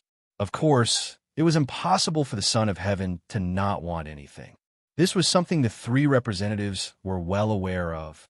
Originally, they thought the Son of Heaven would demand an exorbitant price, asking for a territory swap or something. Who would have thought he would only ask for goods and gold? If the Son of Heaven really wanted a territory swap, the three representatives wouldn't hesitate to suppress the Son of Heaven's intentions. Wanting to expand their territory? Don't even think about it. Regardless of which family it was, they wouldn't tolerate the Son of Heaven's ambition. However, since he only wanted goods and gold, things are different. Although a third of Victorious Return's annual output wasn't a small amount, the three families could still pool together such a sum of gold. Correspondingly, the three countries could divide up Victorious Return's territory. Even if each country could only get a third, it was still a large piece of land with a radius of several hundred kilometers. What's more, in addition to the territory and population, there was also the title of a duke. At the same time, they would have the righteous title of duke, as well as a reason for the Son of Heaven to dispatch troops in the future. If they missed this opportunity, the three marquises would definitely kill them. When the representatives of the three families returned and found out they had missed out on such a great opportunity, who knew how much regret they would have? Those arrogant and despotic fellows didn't even need the Son of Heaven to sort them out. Their own patriarchs would let them know the meaning of regret. Unfortunately, out of the three families, only the Tang family had a neighbor to Victorious Return. The other two didn't have a neighbor. Even if they obtained their territory, it would still be troublesome. Either the Xia family or the Feng family would each own an enclave that didn't share a border with their original territory, or they would swap it with several neighboring countries. Regardless of how they handled it, there would definitely be a lot of benefits.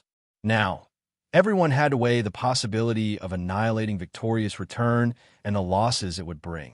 Based on their understanding of Victorious Return, they had a rough idea of the number of experts they had stationed in the lands of 1,000 Despair. Excluding the ones who had set up camp in the land of 1,000 Despair, the ones Wang Sheng had killed, and the law enforcers they had lost this time, the three powers could roughly estimate the number of experts still stationed in Victorious Return. For the Tang family, Xia family, and Feng family, this number wasn't much of a threat. If the three families joined forces, they would definitely be able to crush Victorious Return Palace. The only thing he needed to think about was how to ensure that no one from Victorious Return Palace would slip through the net. Furthermore, he also needed to make sure that no other forces would take advantage of the situation and seize the territory he had painstakingly fought for. Since he was going to do it, he naturally had to do it thoroughly and not leave any loose ends. This was a war that could wipe out a nation. It was no small matter. After wiping out Victorious Palace, how would they deal with the people and territories they had acquired? These were all problems that needed to be carefully considered in advance. Your Majesty, can you issue an imperial edict ordering us to send troops? The Tang family elder was experienced and prudent, asking again. Sure. The emperor nodded without hesitation. The restriction is only limited to your 3 families. If the other vassal states send their troops, it will be considered a provocation and can join forces to attack. In addition, after the destruction of the country, how the territories of Victor Palace will be distributed. If you can decide in advance, you can also write it in the imperial edict. In this regard, Tianzi could be said to be unconditional cooperation. If he wanted a name, he would give a name. If he wanted an imperial edict, he would give an imperial edict. There was no ambiguity. Of course, this was just an excuse to the outside world. The real reason was actually clear to everyone. In the end, wasn't it all for benefits? But in the imperial court, how could mere benefits be spoken of? Naturally, they would use righteousness and reputation, reason, emotion, and force to destroy. They would be upright and unambiguous. In addition, Changsheng He will suffer heavy losses in this matter. While the emperor wanted benefits for himself, he didn't forget to give more to Wang Sheng. We can't let Changsheng He suffer for no reason. After the matter is over, we must also give some compensation to Changsheng He. The representatives of the 3 families nodded at the same time. The emperor had already given the majority of the benefits to the emperor, so giving some to Wang Sheng wasn't a big deal. Moreover, based on their understanding of Wang Sheng wasn't a greedy person. As long as he didn't play any tricks on him, he would be easy to talk to. Since Wang Sheng was also involved in this matter, it was natural to give Wang Sheng some benefits. We will take our leave. Under the lead of the Tang family's elder, the 3 representatives bowed to the emperor and took their leave. Their respectful appearance made the emperor very satisfied. We will inform the king now. We will report the results to His Majesty 5 days later. For such a big matter, even if the 3 representatives in the capital nodded in agreement, they still had to inform their respective kings. Moreover, for such a big matter, the 3 families must definitely act together. As for how to act, there must be a rule. It couldn't be decided in a short period of time. The emperor was very happy to send off the representatives of the 3 families. He watched them go far away, and when he couldn't see them anymore, he said to Chief Steward Li, "When there are benefits, it is His Majesty. We will take our leave. When there are no benefits, we stand up and leave." Isn't it very interesting? I believe that in the future, there will be more and more benefits, and there will be more and more people who will become my subjects. Chief Steward Li smiled and congratulated the emperor. This servant congratulates His Majesty first. Unifying the world is just around the corner. With a smile on his face, the emperor happily accepted Chief Steward Li's congratulations. The 3 representatives of the Tang family, Xia family, and Feng family weren't as calm as the emperor. After leaving the capital, they didn't say a word and immediately went to a courtyard in the Tang family to discuss for a long time. Afterwards, they all quickly sent letters to their respective kings. When the 3 kings received the news, they were shocked. Wild with joy, they didn't care that it was already evening when they received the news. They immediately gathered their ministers for a discussion. All parties quickly confirmed that Victorious Return had indeed done such a thing. There were witnesses and material evidence, so they couldn't deny it. It was normal for the emperor to be unhappy. Borrowing the strength of everyone to act for him, he only wanted wealth and not people. This condition was absolutely acceptable to everyone. What they discussed wasn't whether or not to help the emperor, but how they should help, how the 3 families would coordinate, and how the territories would be divided. While they were discussing, the other side had already ordered the experts of their respective families to prepare for battle.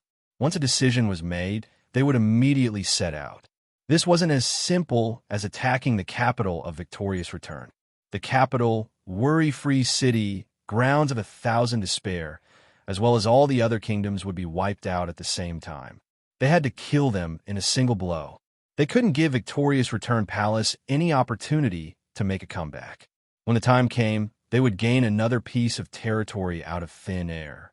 For the sake of national righteousness, this was a peerless achievement that could be recorded in the annals of history. With fame, benefits, and a righteous status, there would be many benefits after success. The possible losses could be said to be negligible compared to the gains. What was there to be dissatisfied with? Let's do it.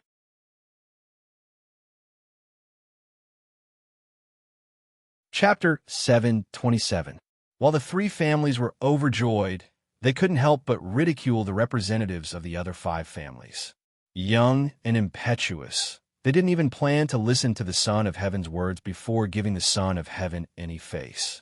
Now, they didn't even get to touch the edge of the enormous benefits. They really didn't understand why the other five families would let these idiots act as liaisons with the Son of Heaven. Fortunately, the five families all had this kind of attitude. Otherwise, how could such an enormous benefit fall into the hands of the three families?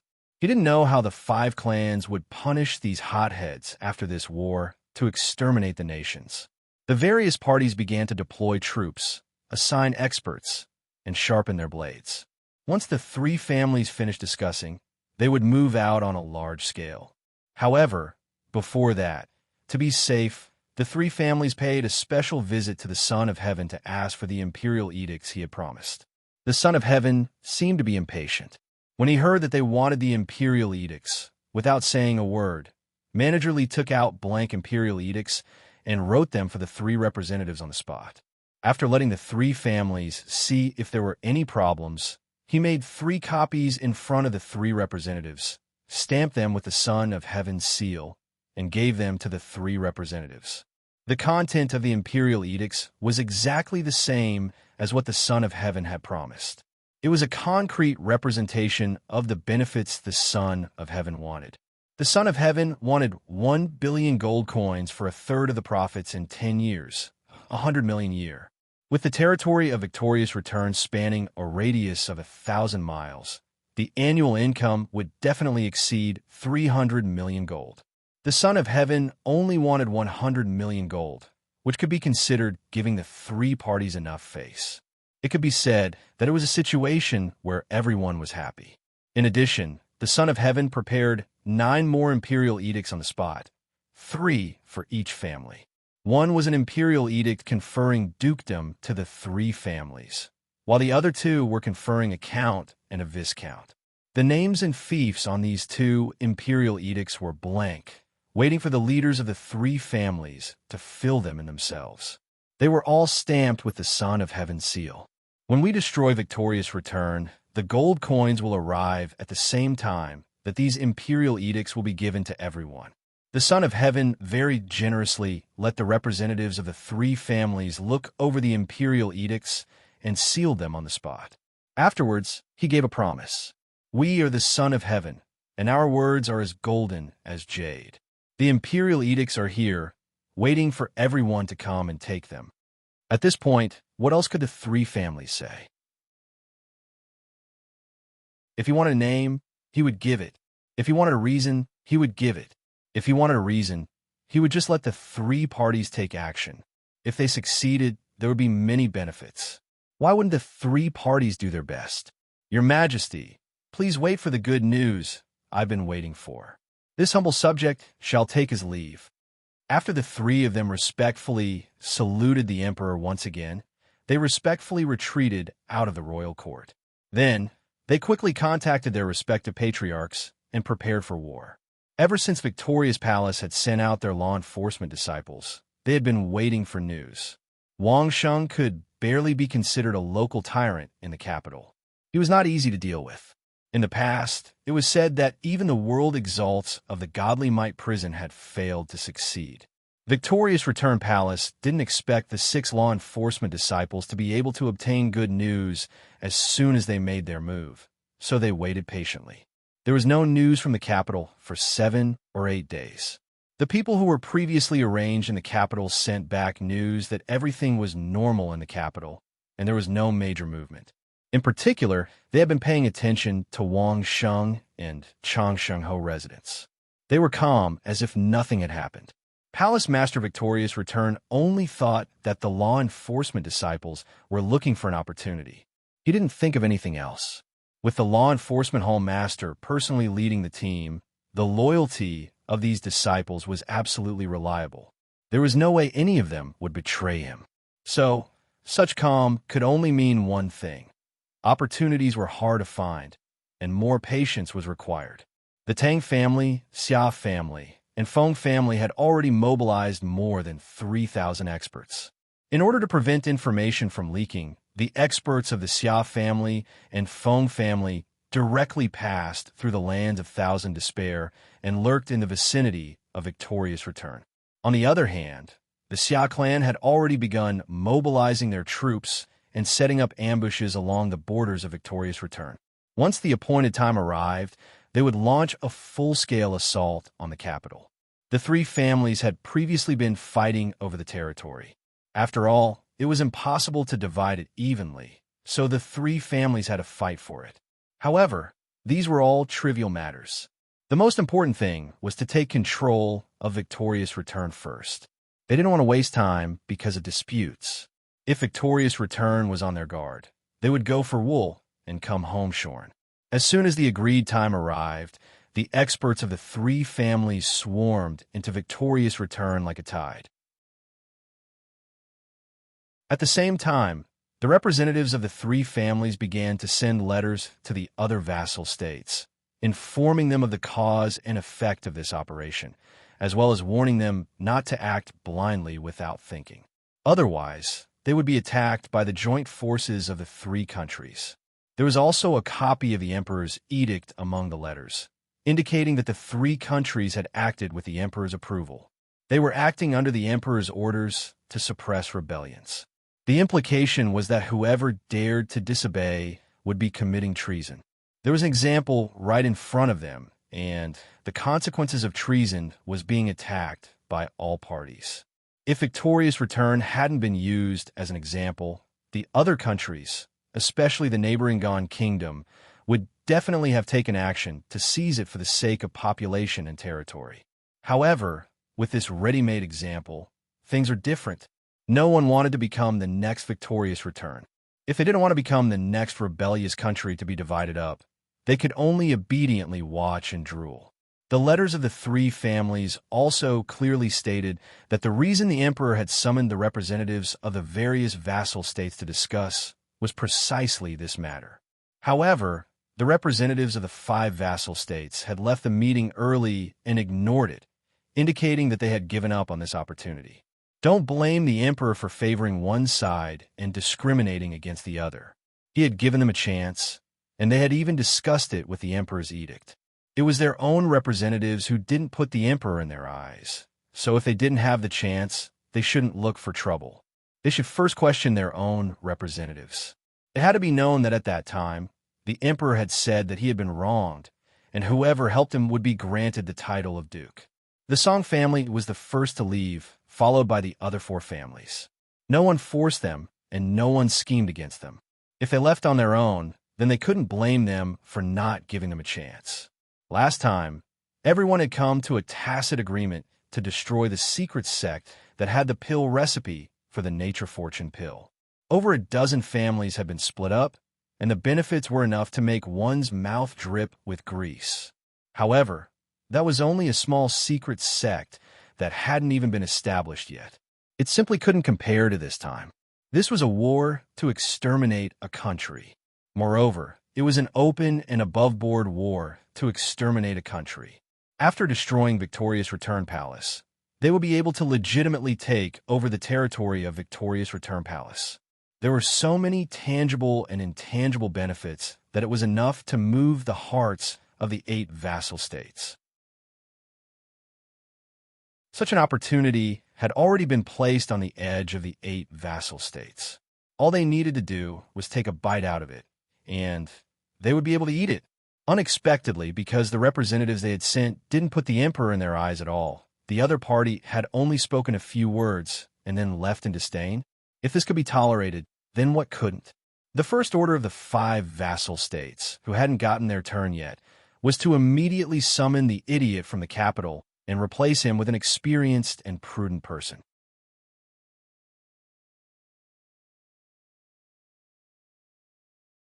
Chapter 728. The reactions of the 5 kings were almost exactly the same. Even their emotions were exactly the same. After reading the letters, their first reaction was anger. Of course, this anger was directed at the idiot they sent out. Next, it was the anger directed at the three kingdoms. Didn't everyone look down on the emperor? How come when our people went out, your people stay behind? What happened to advancing and retreating together? Of course, this anger could only be expressed within their own palaces. No matter how angry they were, after receiving the three letters, the five kingdoms knew that they no longer had the opportunity to interfere with Victorious Return Palace. Great Tang, Xia, and Feng had the emperor's edicts and were justifiably occupying their territories. If they made a move, they would have to bear the consequences of being besieged by the three kingdoms. It wasn't worth it. However, the matter with Victorious Return also gave the other kingdoms an opportunity. It turned out that it wasn't as if they didn't have the opportunity to expand their territories. As long as they had the chance, they could accuse someone of disrespecting the emperor and legitimately divide up their territory. This was a good thing. If they couldn't catch up to Victorious Return, they could just wait for the next opportunity. First, they would see how Victorious Return dealt with this matter. If they could obtain any benefits from it, then they could join forces to find the next unlucky bastard. The Song Kingdom reacted the fastest and immediately responded. Did the three kingdoms want to help? The Song Kingdom could help. They didn't need territory or manpower. They could just treat it as a group of experts hired by the three kingdoms and pay them the same price as Carefree City. They could have as many experts as they wanted. How about it? The more experts they had, the more opportunities they had to destroy kingdom. Moreover, this was a formal communication from the Song Kingdom. It was impossible for them to renege on their debt, so the three kingdoms were more than happy to help. As a result, the 500 experts from the Song Kingdom quickly arrived at Victorious Return Palace and joined in the slaughter of the experts from Victorious Return Palace. Of course, these experts would be accompanied by experts from the three kingdoms. After the battle, everyone could take whatever spoils of war they wanted as long as it wasn't too excessive. However, the biggest benefit would still be shared by the three kingdoms. With the Song Kingdom taking the lead, how could the other four kingdoms not know what to do? Since they couldn't compete with Victorious Return, it wouldn't be too much to take a little bit of the soup, right? As a result, everyone followed suit and communicated with the other three nations according to the Song Empire's wishes. The three nations happily nodded in agreement, and experts from all over immediately rushed into Victorious Return like wolves and tigers. Within 10 days, another 2,000 experts from the five nations rushed into Victorious Return, all of whom were at least in the 5th degree realm. With so many experts, it could be said that they were like a hot knife cutting through butter. Along the way, they cut through brambles and thorns, cleaving through the waves. In just a few days, they had slaughtered their way to the capital of Victorious Return. Originally, under the siege of the experts from the three countries, Victorious Palace was already in a precarious situation, unable to hold on any longer. Now, with the addition of the expert from the 5 countries, it was like the last straw that broke the camel's back. The experts that Victorious Return Palace had gathered in the capital didn't even last for 3 days before they were completely annihilated. Not a single one of them managed to escape. The palace lord of Victorious Palace, as the ruler of the nation, was besieged in the capital. After a fierce battle, he was besieged and killed by several experts. This was a war of annihilation. How could they allow a king to live and leave behind future troubles? Not to mention the king, even the entire harem of the king, as long as it was a man, was completely annihilated. However, Victorious Return Palace's desperate counterattack wasn't without casualties on all sides. Since the beginning of the attack, each side had killed at least 2,000 people from Victorious Return Palace. Adding up the casualties of all sides, there were still over 100 experts, but that was all. After all, the vassal states had an absolute advantage in numbers. At the same time, the quality of their experts was also much higher than Victorious Return Palace's. With a casualty ratio of 1 to 20, it could definitely be said to be a glorious victory. Victorious Return's army was basically composed of cultivators at the 3rd degree realm and below. In the eyes of the experts from the various countries, they weren't even worth mentioning. As long as the generals and officers leading the army were eliminated, a few experts could control several thousand people, giving them no chance to act. These relatively ordinary soldiers were also tactful and didn't put up much of fierce resistance. They obediently watched the experts fight. They were only there to accompany the guests. After all, Victorious Return had only been established for a few years. Previously, Victorious Return Palace was a reclusive sect that didn't really manage the secular world. These soldiers didn't have much of a sense of belonging to Victorious Return, so they followed whoever was more powerful. In less than half a month, Victorious Return's territory, which spanned 1,000 miles, was completely conquered by the experts of the various countries. Afterwards, the experts of the 3 countries took control of the various local governments, slowly restoring order, looting the treasuries, and dealing with the captives. As for the mercenaries from the 5 countries, they reluctantly left first, waiting for the 3 countries to hand over their rewards and pensions. At this point, apart from the group of experts from Victorious Return Palace who had set up camp in the land of 1,000 extremities, there was no longer any strength left. The vast territory was now completely under the control of the 3 countries. The 3 countries had already reached an agreement with the other 5 countries.